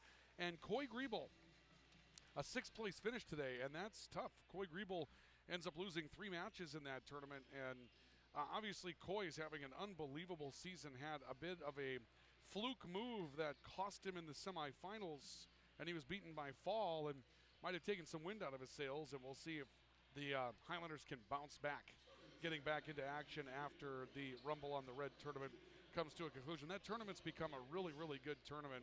Jamestown was there. The furthest they advanced a wrestler was into the quarterfinals. I checked through that this morning, and the furthest they got a wrestler was into the quarterfinals. They did have some wrestlers in consolation wrestling, and worth mentioning that the track wrestling site I was using did not have the girls brackets, but I know that both teams had some girls wrestlers that were involved, and some did fairly well. I know going into day 2 for the Blue Jays, Gabby Romans had won 3 out of 4 matches, and I believe she had won 3 matches by way of fall, getting ready to go into day 2, and had an opportunity to make her way back to the bracket and come up with a high place. And that tournament has become a premier event. They had teams from all over.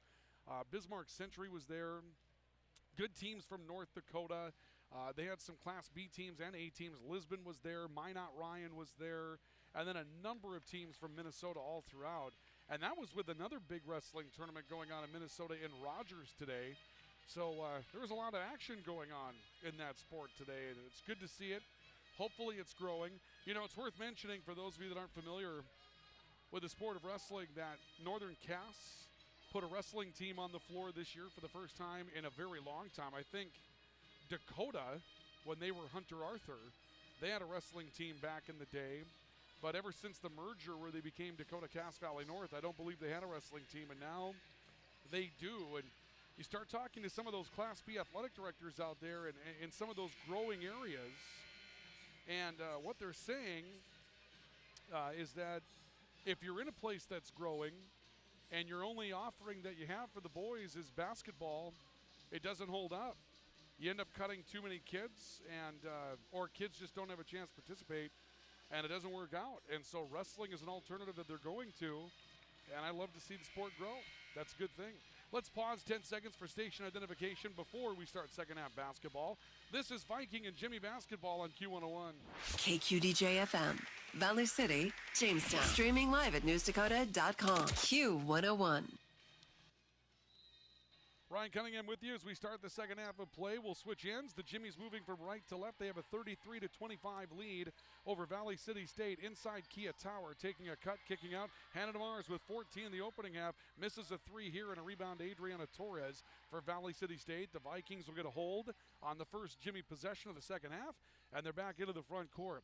Taryn Dieterle, hard take to the basket against Martinson, left that one short in a scoop layup. The Vikings want a foul call. They won't get it. Kia Tower comes away with the basketball for the University of Jamestown. Tower up front, driving right side around Quitchley to the basket. Plenty of time. She goes to the glass and scores. Kia Tower with 8 at her first 2-point field goal of the night as well. Vikings now down 10, 35-25 to the University of Jamestown. Valley City State back up front, into the post. Dumas from 14 feet, spotting up, missing. Rebound loose. Dieterle got it, puts it back and scores. Taryn Dieterle running in, picking up an offensive rebound, the first 2 of the night for Taryn Dieterle. And the Jimmy lead has been trimmed to 8 at 35-27. A streak down the far side of the floor for Kate Busick. She'll return to the top of the key. DeMars on a reversal. DeMars looking at Jalen Martinson on the right side. Back to Busick. A follow-away 3. It's off the heel of the rim, but an offensive board to Martinson on the right side of the lane. Hard take back to the basket. She'll be fouled by Dumas. And Jalen Martinson's on her way to the foul line. Second on Dumas. And that will be the first against the Vikings. And so Jalen Martinson will go to the stripe. Had a great career for the Devils Lake Firebirds. They really caught fire in girls basketball during her time there.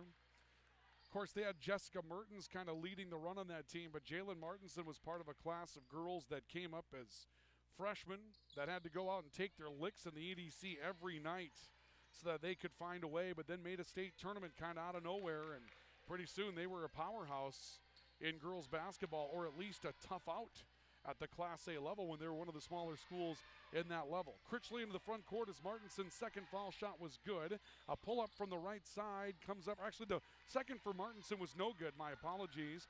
A shot by Taryn Dieterle that comes up empty. DeMars into the front court. Martinson left corner three-point try. That's short. And another rebound taken down by Meredith Dumas for the Vikings. Cold start to the second half for both teams again. Roberts driving around. Dieterle inside, pulling up and fouled. She'll go to the line DeMars may have reached in from the backside to make some contact. It won't be DeMars. It'll be Audrey Radikowski that will pick up the foul, her third. And the Jimmies will make a change as Martinson will step off the floor. We'll see Sarah Lenz returning.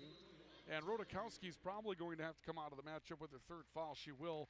Hannah Hoggle, the girl out of Carrington, North Dakota, will step in. In the meantime, Valley City, North Dakota native Taryn Dieterle is at the foul line for the Vikings, and her first is good.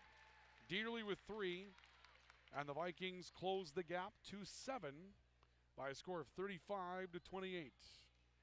Dieterle back at the foul line, looking at her second. That one is also good. So Dieterle with 4 points here in the third quarter for the Vikings.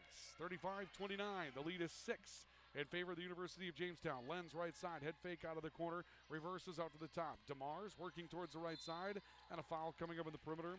Maybe Torres, maybe Dieterle, more likely Torres. It'll be Adriana Torres that picks up the foul. Torres second, little reach-in foul, trying to pressure the basketball. Inbounds pass from beyond the baseline will come in from Kate Busick for the University of Jamestown. Busick looking, cut to the basket, DeMars fouled again. So Hannah DeMars creating another opportunity. She'll go to the foul line, looking to put some in on the freebie era as Allie Critchley will pick up her first foul tonight. And that's already 3 against Valley City State. So a good chance for the Jimmies to make the penalty now, just 2 minutes, 6 seconds into this third quarter. DeMars' first foul shot rolls off. It's about the only thing DeMars hasn't made tonight is a foul shot. 2 threes in the opening quarter. She had 4 field goals in the second quarter, scoring 14. This will be 15 as she hits the second of 2 foul shots. 36-29, the lead is 7 in favor of the University of Jamestown. Critchley backcourt, looking left side, finding Torres. Torres a head fake and a move down the far sideline, splits a double team, whistle and a foul against the Jimmies. Reach-in foul will go against Kate Busick, her second. All of a sudden, the numbers are starting to add up here as far as a game total is concerned. The Vikings were called for 11 fouls to this point. And I think we're close to that or over that for the University of Jamestown. 11 for the Vikings. I'll get the total for the Jimmies in a moment. Top of the key, it's Dieterle kicking out to Roberts for 3. It's no good. The Vikings still without a 3. Dieterle cleans it up and takes a foul. Going back to the basket, Hannah Hoggle will pick up her third. And now here's where the Jimmies find themselves in a bit of trouble. Hoggle is the lead replacement for Audrey Rodakowski. And both of those players in that spot, that 5 spot on the floor, are going to be at 3 fouls apiece. And that's why you're seeing Thad Sankey up off the bench talking with an official. He knows that his lineup has become a bit thin in the interior after that. First foul shot for Taryn Dieterle is good, gives her 5. The Vikings again back within 6. Dieterle's second foul shot on the way. That will be off the heel. Adriana Torres at no board. A step back 14-foot pull-up jumper for Torres is good. Adriana Torres steps in and scores her 4th. And the Vikings are back within 4, and that's going to force a Jimmy timeout. University of Jamestown calls for a stoppage, 36-32. The Jimmy lead has been cut to 4 by Valley City State. 7:21 left on our LaRue Lockout Financial scoreboard. Timeout for Mobility Plus Rehabilitation. This is Rivalry Basketball on Q101. This is Dr. Ryan Lorenz, physical therapist at Mobility Plus Rehabilitation, with offices in Enderlin, Lisbon, Gwinner, and Valley City. Our mission is to provide exceptional physical and occupational therapy by highly skilled therapists to minimize pain and maximize mobility, which quickly allows you to return to the quality of life you desire. We will evaluate and educate you on your condition, review treatment options, and create an effective treatment plan to solve your impairments based on your unique situation and needs. I invite you to call our offices at Mobility Plus today. Jimmy's call for timeout as the Vikings have cut a one-time 12-point lead down to 2. They had cut it, or actually to 4. They had cut it to 1 back in the over the half. The Jimmies had seemed to take some control of the game since then, but right now a cold second half offensively for the Jimmies has the lead down to 4 at 36-32. Jimmies with the basketball to the timeout. Baseline move, Tower to the basket, left a layup short. Rebound is knocked out of bounds by Hannah Hoggle. And the Jimmies with foul trouble. Hoggle with 3, Rodakowski with 3, both into that post position. We'll see J.C. Richter popping up off the bench for the Vikings. Richter's coming on to replace Allie Critchley in the lineup. And the Vikings will inbound now. The Jimmies are going to go back to pressure, and this worked for them back in the opening half when they went to some trapping pressure. It disrupted the Vikings. We'll see if it does so again. Torres breaking the press with Roberts driving near side. She's trapped again at the half court, but stops and pulls up from 14 feet. Left the jumper short. Rebound corralled by Dieterle, who plays it back to Torres on top. Torres a hard take to the baseline, kicking out right side. Roberts stepping into the lane. She'll pull up on a teardrop and missed it. Her own miss. Back to the basket. Roberts will score. And the Jimmies are going to be very frustrated with that Viking possession. No way that Roberts should come down with that offensive rebound, but no one from the University of Jamestown blocked her out, and the lead is cut to 2 at 36-34. Lenz for 3 for the Jimmies, no good, but a rebound comes out to the perimeter for Hannah Hagel, and we'll go back to work with the Jimmies with the hands of the basketball. Hannah DeMars rotating back towards the top of the key. Crossover dribble from the foul line. Off the dribble, misses that jumper. Dieterle the rebound and a foul. It's going to go against Hannah Hagel. Number 4, if my numbers are correct. It is her 4th. It's the 4th team foul against the Jimmies. So the Vikings will now enjoy the penalty for the remainder of the third quarter of play. UJ goes back to Kate Cordes at a post position. And they'll also send in Megan Oswald back into a guard position for Kate Cordes, the post position for Oswald, but that post is getting thin. Allie Nagin for the Vikings. Spinning, looking left, sending it back to Torres in the left wing. Torres again taking to the baseline, tries to go reverse. That was a wild scoop. She ends up just throwing it up in the air. Loose basketball to Busick for the Jimmies. Busick looking into the front court, kicking left side for Hannah DeMars. A kick out, Lenz for 3, knocks it down from the perimeter. Sarah Lenz's job is to do just that. She's a 33% three-point shooter, but she is the most active three-point shooter that the Jimmies have on their roster. And the way they started the game, you wouldn't know it. 39-34, the lead back to 5 for the University of Jamestown. Hard take in the lane by J.C. Richter. Her kickout is broken up by Lenz. The Jimmies force a turnover. They lead by 2 possessions, can go back up by 3 on this trip. Lenz looking towards the left side, into the corner for Hannah DeMar. She'll just step back, takes a 3 of her own. It's off the front of the rim, and the rebound to Roberts for Valley City State. Vikings down 5, 39-34, less than 5 to play third quarter. Roberts coast to coast and down low to Dieterle, and Dieterle will score.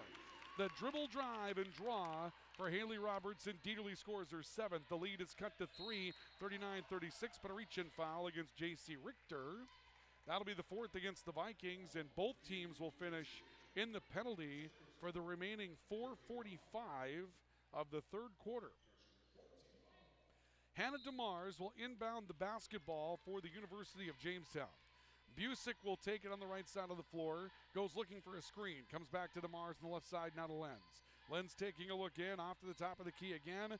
A little throw into the high post that Torres disrupts. Then the ball's knocked towards the time stripe. It's run back down by Kate Cordes. Long kick to Busick in the right corner. Busick stripped by Haley Roberts. Now a whistle, and they'll say that Roberts stepped on the baseline.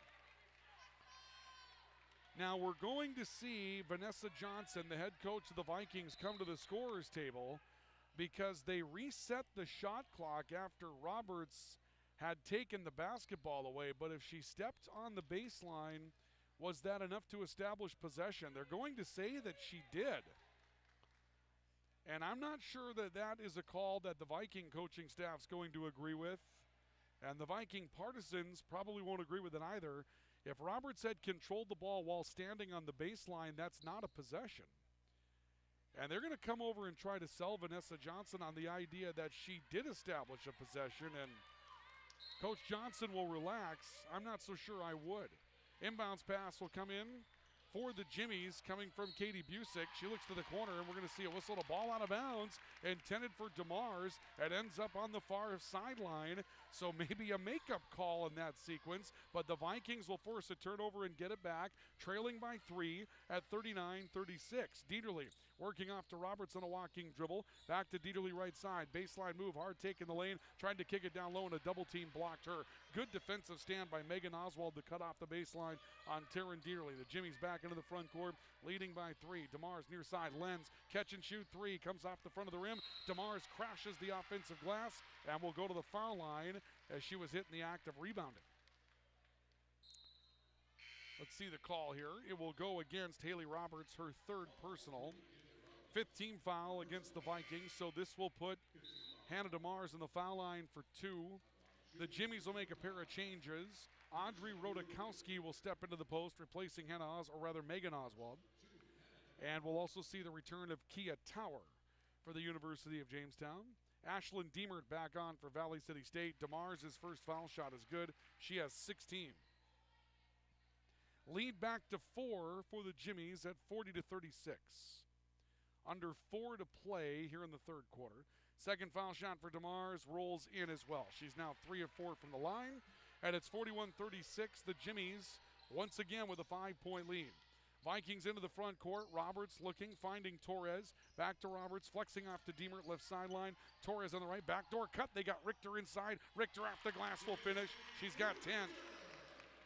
Flex motion opening up that little backdoor cut for J.C. Richter, who kisses one off the glass for her 10th point tonight. Lead cut to 3. A drive up the floor. They look into Rodakowski. The turn, the follow away. That one comes off strong. Richter had to defend Rodakowski on that play. Had Rodakowski missing the shot. Roberts to Richter on the right side. A stop. Look at Allie Nagan into Torres. Knocked away loose, and it's ripped away by Kate Cordes for the University of Jamestown. Still a 3-point game for the Jimmies at 41-38. 3:10 to play in the third quarter. A step on the top of the key. DeMars moving towards the left. Hands it off to Kia Tower. Tower curls in from the foul line. Jumper off the heel. Rebound Torres for Valley City State. The Vikings have just one 3-point. No, they do not have a 3-point shot that has fallen tonight. They could use one here to tie the game. High pass to Nagan in the post. Taken by Torres. She'll go to the glass and score at 2 instead. Adriana Torres with 6. The Jimmy lead cut to 1 for the second time. 41-40. Tower inside, fall away, blocking foul against Allie Nagan. Nagan tried to sell that a little bit too aggressively, and I think she's being penalized for the flop. That'll be her second personal foul, as she really took very light contact and fell backward trying to sell that charge. And quite often you don't want, if you're an official, you don't want to call embellishment. So the way that you'll handle that is just send a signal by saying, no, we're going to call that a blocking foul if you do that again. If she doesn't fall, there might be nothing there. Tower's first foul shot is good. Kia Tower now with 9 for the Jimmies. And it's 42-40. The University of Jamestown back up by 2. Another foul shot for Tower, trying to increase it back to a 3-point edge. She'll get it done. 10 points for Kia Tower. It's 43-40. The Jimmies by 3 with 2.5 minutes to play in a long third quarter with both teams sitting in the penalty. Diemert left side for Valley City State. Sets down a dribble, walks it back towards the center of the floor, hands it off for Madison Wilhelmy, who stepped onto the floor again for the Vikings. On top, Nagan, back to Wilhelmy. Look top of the key, Diemert flies open, 3-point shot on the way. Off the heel, it won't fall. DeMars comes down with a rebound for the University of Jamestown. Jimmy's back up front, looking for a 2-possession lead again. DeMars handing off towards the top of the key to Kate Cordes. Back to DeMars, who wanted a 3-point shot. Sets up a dribble on Torres behind the back. Spin back to the basket, whistle. Double dribble coming up against Hannah DeMars. This Viking crowd that's been a little quiet throughout the course of the night, beginning to amp itself up a little bit as they sense a tight matchup here in the later stages of the third quarter. Torres to inbound the basketball, 43-40. The Jimmies by 3. Wilhelmy breaking a press with a throw in the middle to Richter. Kick out left side. A 3 on the way by Diemert is short again. Rebound trickles out towards the top of the key, and it's taken by Madison Wilhelmy for the Vikings. So an offensive board, back to Torres. Whistle, blocking foul. That's going to put Torres on the foul line. They're going to call Kate Cordes for her second. Total foul number, I told you I was going to get that earlier. I've got 16 fouls right now in the University of Jamestown. And 14 for Valley City State after that foul. And Adriana Torres misses on the front end, but 30 fouls. College basketball game, mid-season, right? And 30 fouls called. So kind of an interesting way it's developed tonight. Second foul shot for Torres, and the lead for the Jimmies is cut to 2 as Torres scores her 7th.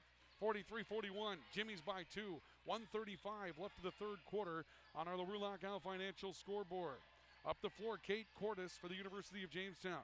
She'll kick it out. Jalen Martinson on the right side looking away from the basket, trying to find Rodakowski in a hard post-up with Nagan inside. They turn it back to Tower. Backcourt violation by the Jimmies. The pass was too strong for Tower and trickles back beyond into the Viking front court.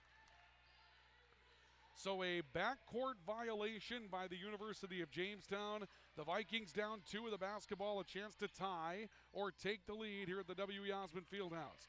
Deemert on top, working a dribble to the right. An alley, a hard take, finger roll scoop, layup won't fall. DeMars did enough to cut down the angle, and the rebound to Rodakowski for the University of Jamestown.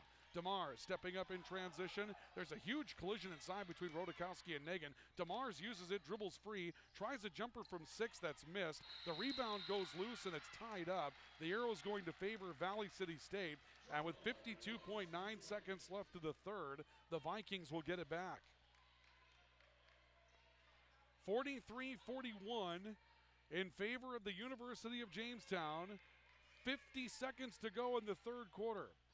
A look by Adriana Torres surveying a half-court trap. Ball spiked into the backcourt. Torres goes back to get it. The Jimmies want a 10-second call, and they're going to get the 10-second call after a lobbying effort.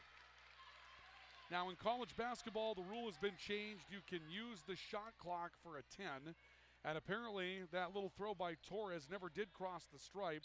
So the Jimmies will earn a 10-second call and inbound the basketball with 38.5 seconds to go here in the third quarter. Rodakowski handing off, 3 on the way, left side. Kia Tower sticks it. Kia Tower with her 7th point of the quarter, her 13th for the game, and it pushes the lead back to 5 at 46-41. Wilhelmy from 10, a teardrop missed, and the rebound comes down to Hannah DeMars. Still 20 seconds for the Jimmies to work with. Now they have a chance to put the lead back to 3 possessions. They'll hand it off near side for Kia Tower. Tower holding the basketball, stepping towards her left. 10 seconds to go. Tower backs up with a dribble. Working right, got a screen from DeMars. Comes off right side towards the corner and threw it out of bounds with 2 seconds left of the quarter. 2 seconds even. The Vikings can get some sort of heave-ho off here if they do it right. Torres comes in. Deemert looking to get it away. She does at the horn, and that one is offline, and that's going to take us to the fourth quarter of basketball. The Jimmies maintain their lead. Their lead has been cut to 5. 46-41, Jimmies over the Vikings on the LaRue Lockout Financial scoreboard at the end of 3 quarters of play. And the Vikings still without a 3-point shot tonight that has found the bottom of the net. We'll go to the fourth quarter next after a Mobility Plus rehabilitation timeout. This is Rivalry Basketball on Q101 KQDJ-FM. Johnny B's Brickhouse, famous for their pizza, but wait, there's pasta, and their amazing wings, and fresh ground hamburgers, tasty salads and appetizers too. And for dessert, you can't beat their sweet sticks. Come on out for Tuesday night trivia and live entertainment every Thursday night. The place to be is Johnny B's, smack dab in the middle of Main Street, downtown Jamestown. And remember, for delivery and carryout, call 952-8777. Where do you find the friendliest staff, largest selection, lowest prices, and freshest produce? Hugo's in Jamestown. And did you know that shopping all the departments and all the sales can be done online? That's right, Hugo's Family Marketplace offers online shopping. Get to gohugos.com and start filling that virtual cart. Once done shopping, choose pickup or Hugo's delivery service and wait for the in-store shopping to be done for you. Hugo's Family Marketplace, online shopping at gohugos.com. You're gonna find more low prices, more great stuff when you go to Hugo's. We'll go to the fourth quarter here at the W.E. Osmond Fieldhouse. The Vikings down 5 to the Jimmies after 3 quarters of play. University of Jamestown 46, Valley City State 41. Good rivalry matchup tonight to wrap up 2022 and send you in to your New Year's Eve and Day holiday. The Jimmies entered 10-2 with a win over Valley City State by a 64-43 margin back on the 7th of December. Tonight, the Jimmies have led by 12, had the lead cut to 1 twice, but the Vikings have never been able to tie the game or take the lead, and right now the Jimmies lead by 5, behind 17 points from Hannah DeMars and 13 points for Kia Tower, their 2 leading scorers tonight. Busick with the top of the key for the Jimmies as we start the fourth. DeMars hard take on Torres, left the shot short, got her own miss, retreats back out to the perimeter to reset the offense for the University of Jamestown. 3 on the way from the top is stuck by Kate Cordes. And after a third quarter, where the 3 ball just stopped falling for the University of Jamestown, they've hit 2 in short order that have really changed the complexion of the game. It was a 1-point game, and back-to-back 3s for the Jimmies with some help has made it now a 49-41 matchup. Drive left side, Torres baseline, scoop shot good for Adriana Torres, finding her way inside. Torres is slowly making her way to a nice night. She now has 9 with that bucket here in the fourth quarter. 49-43, the Jimmy lead is 6. A drive up the floor, DeMars out of the right corner, looking at Tower out in the top of the key. Works that way, but Tower cut off. DeMars holds the dribble, near side Lenz, correction, not Lenz, but Busick. Top of the key, Tower, very deep three, money. She hit that from 3 feet outside of the men's three-point arc, and now the shots won't stop going in. 16 points for the Jimmy's Kia Tower, and the lead is right back to 9 for the University of Jamestown at 52-43. J.C. Richter, top of the key for the Vikings, off to Torres on the left wing. Torres will reverse it back to Richter. Richter a look right side, found an alley, drives hard, take to the glass, got up over Rodakowski, missed it. Dieterle's putback and a no board won't go. And this time the rebound comes down to Katie Cordes, and we'll see a whistle and a travel against the Jimmies in the back court. So an odd turnover by the University of Jamestown will give the ball back to the Vikings.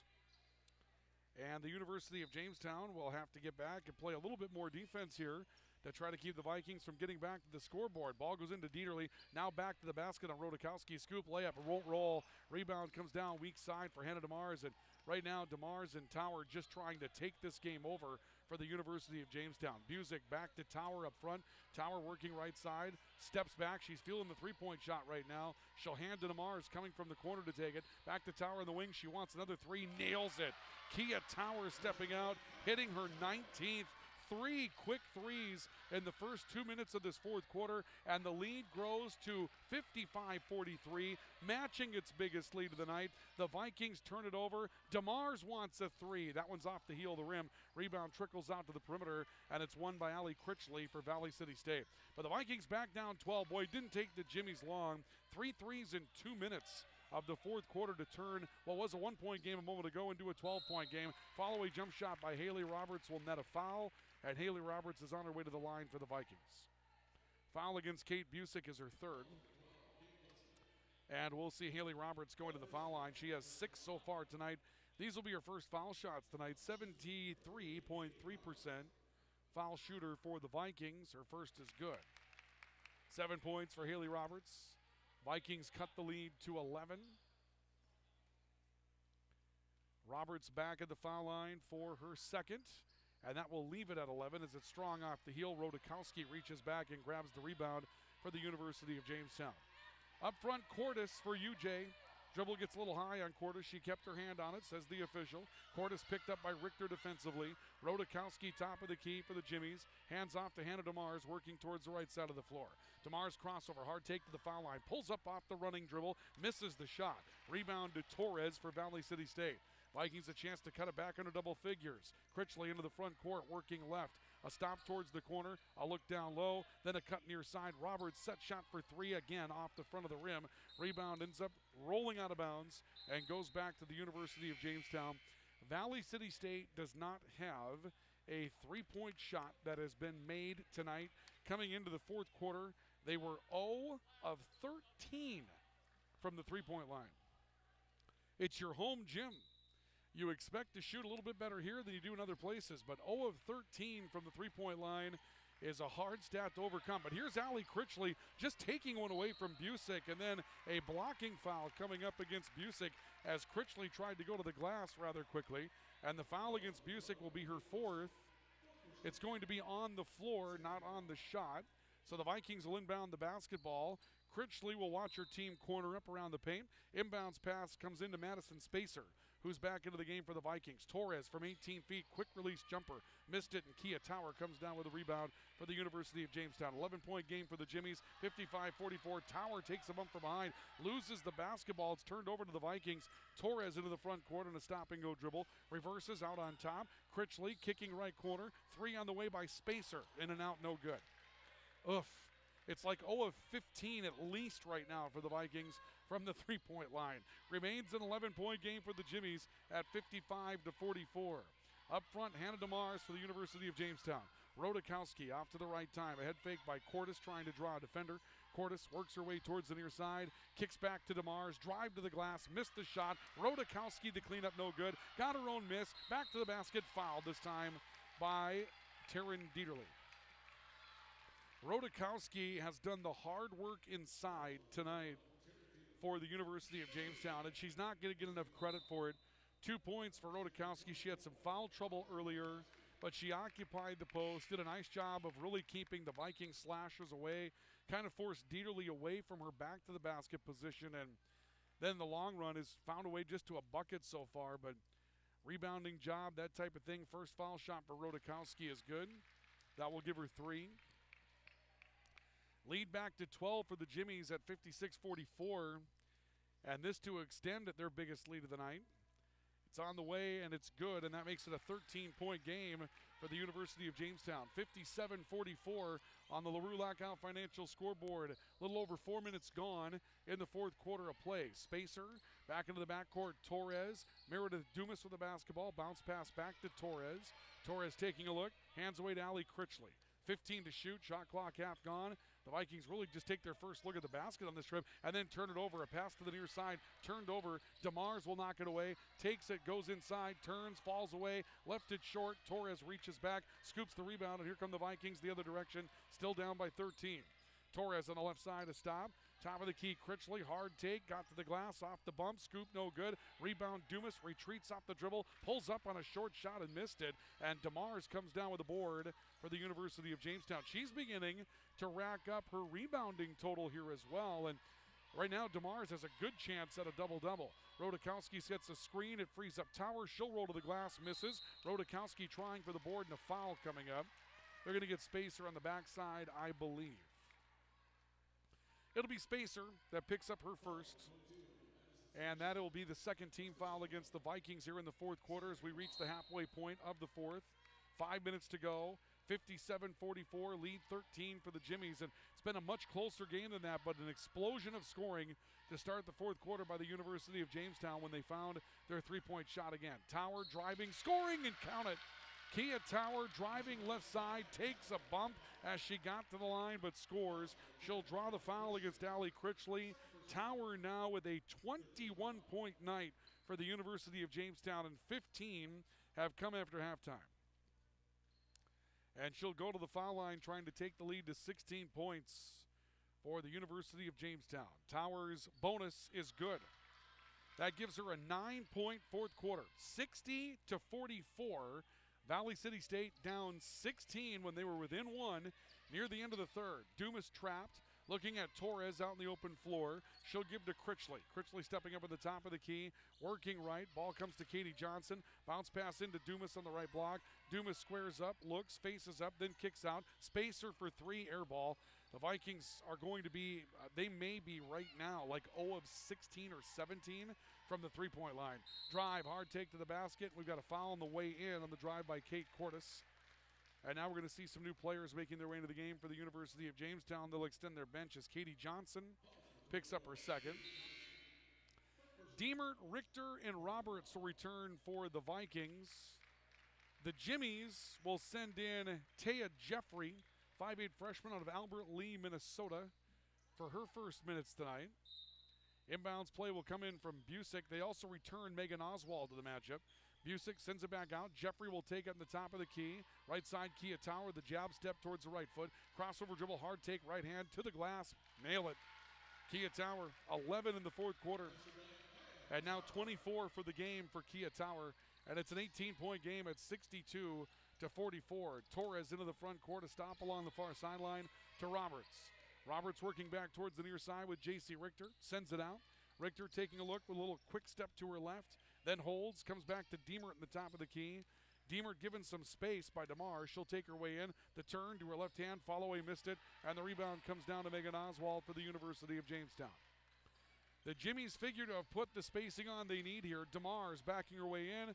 Double pivot, up and under to the glass to the left hand. It won't roll through. Rebound comes down with Taya Jeffrey reaching in from the backside to pull down a no board for the Jimmies. And now a timeout taken by the University of Jamestown. With 3:26 left on the LaRue Lockout Financial scoreboard, it's the Jimmies 62 and the Vikings 44. The Vikings have been held to 3 points for 6.5 minutes of the fourth quarter.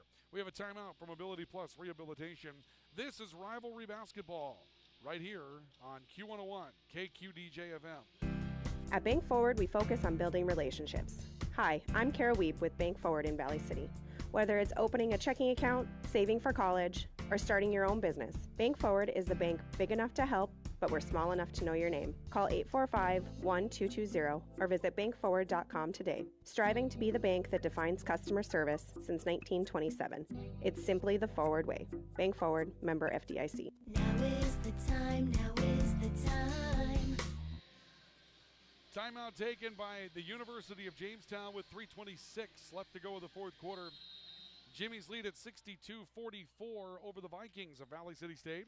Here at the W.E. Osmond Fieldhouse, inbounds pass Megan Oswald, backing her way in, kicks it out to the right side. Busick reaches up to snare it. Kia Tower, top of the key for DeMars. DeMars working right side, stops foul line, pulls up from the elbow, and DeMars sticks a jump shot.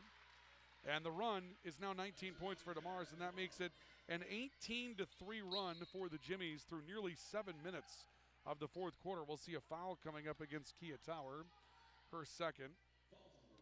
64-44, though, and again, that bucket at the 3:08 mark right now. So you're talking about a run that will extend some 7 minutes if the Vikings don't score before the 3-minute mark. That has been an 18-3 run for the Jimmies. Drive to the near side. Roberts trying to go a little screen and roll. Loose ball to Allie Nagan.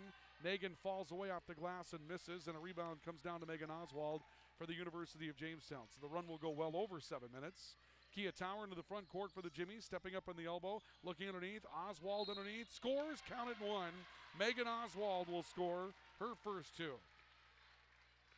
20-3 run for the Jimmies that will make it 66-44. Foul will go against Allie Nagan, her third personal. And the Jimmies will withdraw Hannah DeMars, Kate Busick, Kia Tower, even Taya Jeffrey will come off the floor. New players coming in. They've got a number 21 out there that's not even on the roster tonight, but she'll be in our hearts. Bonus foul shot is on the way, and it will not fall. And most of the players on the floor forgot it was a bonus. Number 30 on there as well. Again, we don't have any of these players on our roster tonight, so I'm not sure where these numbers came from. We'll do the ones that we can. A three by Diemert. It's good. Ashlyn Diemert hits the first three-point shot of the night for Valley City State, and it comes at the 2:25 mark for the Vikings. So the first three breaks up the 20-3 run for the Jimmies, but that run went 7 minutes and 35 seconds of the fourth quarter tonight. 66-47, lead is 19. The Jimmies look down low, and a bucket for Megan Oswald. She'll be fouled as well. Pass coming from Elisha Guru, 5'6" sophomore guard for Morrill, Nebraska. And Guru will pick up the assist on the play. Taya Jeffrey will go back into the game for the Jimmies. We'll also see, boy, they've got all kinds of numbers changes out here. Reagan Johnson's in the game, a 5'8" freshman from Volga, South Dakota. But right now I believe there are two players playing that aren't on the roster anywhere. Bonus foul shot for Oswald is good. Oswald now has 5. The new mystery player is number 25. We don't know who she is either. Apologies for that. 69-47, lead 22 for the University of Jamestown. Hard take, Diemert to the glass, scoop layup won't fall, and the rebound comes down with Oswald for the University of Jamestown. We are under 2 minutes to play. 69-47, Jimmy's on top by 22 in what was a one-point game near the end of the third quarter. Kick down low, Megan Oswald will score her 7th, and a timeout will be taken for the Jimmies to make substitutions. So Oswald will step off. Here comes the number 30 that we don't have on the active roster tonight. Here comes the number 3, that's Reagan Johnson, okay. Here comes the 25 that we don't have on the active roster tonight. We saw one more step in there. Number 21, we don't have her on the roster either for the University of Jamestown. So for those of you that are Jimmy fans, you have some players that are playing anonymously tonight. 24-point lead for the Jimmies at 71-47. A minute 35 to go. The Vikings with new players as well. Elise Hebrink, 5'5" sophomore guard out of Austin, Minnesota. She takes it down the baseline, reverses to Madison Spacer. Hard take to the basket. Spacer's fouled. We may find out who number 30 is. They got to have her in the book anyway.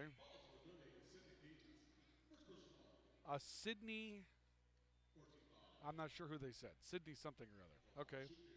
Nonetheless, Madison Spacer will go to the foul line. First is on the way, and it rolls off the front of the rim. No good. You don't really expect to see that in a college game, but every once in a while it does happen. Second foul shot for Spacer is good. That'll be her second point tonight. 71-48, Jimmy lead 23 with 1:20 to play. It is hard to believe that this game was a one-point game near the end of the third quarter. The Vikings were right in it, and then the Jimmies have just blown the doors off here in the fourth. Taya Jeffrey jump stopping into the lane. We'll see a tie-up and a jump ball. Ball will go back to the Vikings. 25 points in the fourth quarter for the Jimmies to the Vikings 7. But again, it was a 20-3 run for the Jimmies that eclipsed 7 minutes and 35 seconds of the fourth quarter, and that will be the difference in this one tonight. Ball right side of the floor. Hebrink off a screen, pull up by Kate Johnson. There's a three for Kate Johnson. Good to see her hit that shot if you're a Viking fan. First game back since breaking her hand against Bemidji, as she comes up with some scoring near the end to find her shot. Ball underneath for the Jimmies, and a shot missed by one of those anonymous players. The rebound comes up with Spacer. She ends up losing it. One of those anonymous players goes back to the basket and scores. That was an Adriana. Again, we don't have an Adriana on the roster tonight either. Lead now 73-51. Jimmies by 22. 35 seconds to go. Johnson, three, good. Katie Johnson. There's a second. Yeah, all of a sudden the three-point shot falling. The Vikings are probably going to miss their first 16 or 17 three-point shots. And I'm going to say it's their first 17 three-point shots that were missed before they found one to go here in the fourth quarter. Ball down low, poked away. Johnson had it, then lost it. It's ripped away by the Jimmies' number 3, Reagan Johnson. And we'll see a foul coming up against the Vikings that will put Reagan Johnson on the foul line. Foul will go against Rosie Anderson, her first. The Jimmies will improve to 11-2. And up next, some big-time conference games. They've got Morningside coming to their place on Monday night. And then it will be off to Northwestern and Dordt in a road trip inside the GPAC as Reagan Johnson knocks down the front end. Vikings' next action will be at Dakota State, who just beat 2 ranked teams, and then Bellevue, who just beat Dakota State. So the road trip will not be an easy one. Both foul shots for Reagan Johnson good. The lead is 75-54. The Jimmies by 21 with the final 10 seconds rolling off. Stop, Hebrink handing it away. Right side, Kate Johnson nearly lost it. Battle for the ball. Johnson got it back, kicks it out left side. Wilhelmy trying to roll in on a loose basketball, and that is the way that this one will come to a conclusion. Boy, the final scoreboard will not tell the final story in this one tonight, but the Jimmies use a 20-3 run that ran 7 minutes and 35 seconds of the fourth quarter to distance a one-time one-point game late in the third and turn it in to a 21-point victory tonight. Your final score on our LaRue Lockout Financial scoreboard will be the Jimmies 75 and the Vikings 54. We'll come back with a post-game wrap-up. Your totals, your Player of the Game award next, right here on Rivalry Basketball at Q101 KQDJ-FM. What would life be like without telephones, internet, and digital cable? Let's not even go there. Dakota Central is proud to be the local company that provides you with these high-tech communication options. Whether it's the crystal clear telephone connection, the digital cable that produces over 150 channels, HD and DVR, or reliable high-speed internet, Dakota Central provides it all, serving Jamestown and Carrington and beyond. Call 952-1000, 652-3184, or see them on the web at dakotacentral.com. Brothers 3 has the area's widest variety of classic and new ice fishing tackle at the lowest prices to give you the edge this year. Before heading out on the ice, stop in and get your live bait and tackle and fill your tank with the highest quality gas and diesel. Brothers 3 is your locally owned and operated convenience store. As always, Brothers 3 has the lowest prices in town on everything, from snacks and drinks to winter gear and propane and automotive supplies. Remember, it pays to shop at Brothers 3. Why choose professional eye care centers? Let's count the whys. First, there are now 4 great doctors to see: Dr. Frank, Dr. Freilich, Dr. Jangula, and now welcoming Dr. Bond. Next is their many locations. You can now see one of their spectacular doctors in Jamestown, Valley City, Carrington, and Edgeley. And finally, their fantastic frame selection. And yes, all of their frames and lenses are backed up by warranty. Visit ProEyeCareCenters.com and make an appointment today. Professional eye care centers, clearly the best. This is Hannah Wieland, a freshman at Valley City State University. The V500 scholarship members' generosity and commitment is exactly the kind of community involvement we need to keep VCSU going strong. The many scholarships provided are a testament to the support of the alumni, family, and friends of VCSU. Please keep expanding the opportunities available to enhance the lives of the next generation and make a difference difference for attracting future Vikings by supporting scholarships online at give.vcsu.edu or by calling the VCSU Foundation. We welcome you back to the W.E. Osmond Fieldhouse as we go to our post-game report tonight. Boy, this one, the scoreboard looks ugly. It was a very, very solid game till the final 10 minutes of the matchup tonight, but the Jimmies go on a 29-point run in the fourth quarter. They outscoring the Vikings 29-13 in that fourth quarter of play, and they turned what was a 5-point game at the end of the third and a 1-point game late in the third into a 75-54 win as the University of Jamestown defeats Valley City State tonight here at the W.E. Osmond Fieldhouse. Ryan Cunningham with Q101 Sports tonight. The Jimmies improved to 11-2, and they will move on to take on Morningside, Northwestern, and Dordt, all inside the GPAC, the Great Plains Athletic Conference, and their next three competitions. The Vikings will drop to 8-6. They've now lost 4 in a row. This losing streak bookended by the Jimmies, who beat them back on December 7th, then a couple of losses out in Hawaii, and then this one, and they will go to Dakota State and Bellevue. And Dakota State just beat 2 ranked teams in the top 25, and then Bellevue beat Dakota State in the conference game. So it'll be a tough road trip coming up for the Viking women this week as well. Again, this was a 1-point game late in the third quarter. The Vikings cut the lead to 42-41.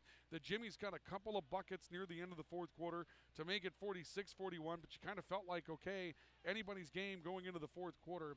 And then there were 3 3-point shots that were hit. Kia Tower hit 2.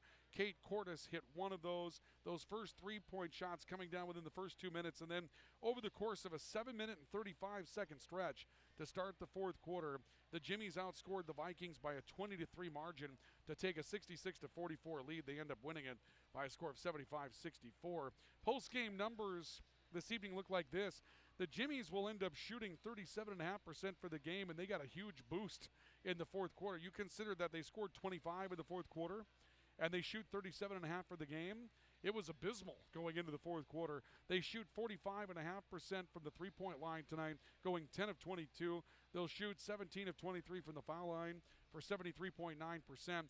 The Vikings finished 3 of 19 from the three-point line, and I know they missed at least their first 15 three-point shots, if not hitting their final 3 and missing their first 16. But at one point, they were at least 0 of 15 from the three-point line tonight.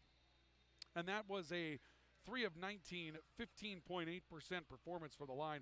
They'll shoot 34.4% overall from the field on 21 of 61. They go 9 of 17 from the foul line tonight. Rebounding numbers, the Jimmies 45-41, including 14-12 on the offensive glass. Both teams played ugly tonight. The Vikings turned it over 20 times. The Jimmies turned it over 18. Individual numbers this evening. Hannah DeMars does finish with that double-double we were talking about. 19 points, 10 rebounds. Kia Tower, 24 points tonight, 7 of 14 from the field, including 4 of 5 from the three-point line tonight, and she'll add 5 rebounds to her total as well. But 19 points and 10 rebounds for Hannah DeMars, the big number this evening. Kate Cordes finishes with 8 this evening. Good run in the fourth quarter. Megan Oswald with 7. Those came late. Jalen Martinson and Audrey Rodakowski each with 4 for the Jimmies tonight. Sarah Lenz with a 3. And Aaliyah, they have her as Aaliyah Robin on the score sheet. So Aaliyah Robrin with a 2-pointer tonight at the end of the matchup. That's one of those players we didn't know about. Reagan Johnson, Kate Busick each with 2 as well for the Jimmies.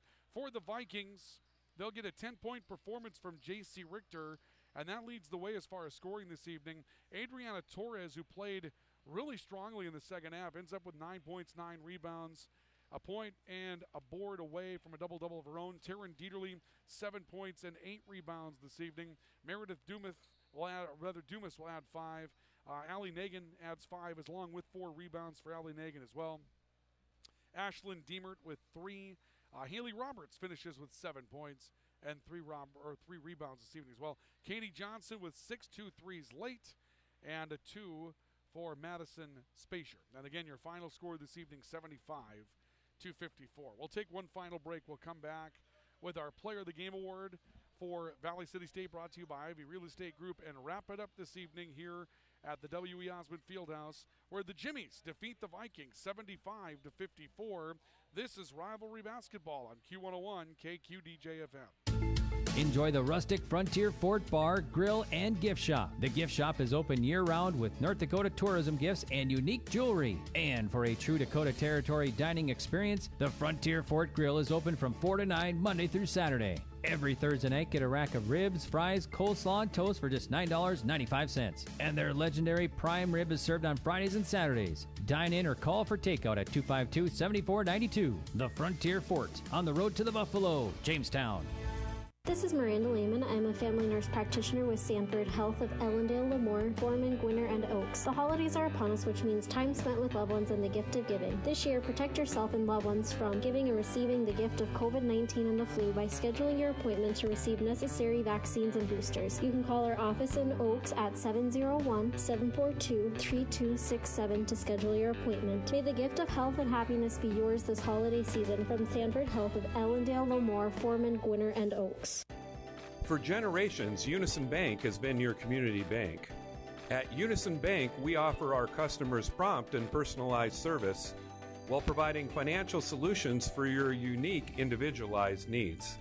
For all your personal or banking business needs, choose Unison Bank as your local financial institution. Go ahead. Stop by our branch in Jamestown or visit unisonbank.com for more information. Member FDIC.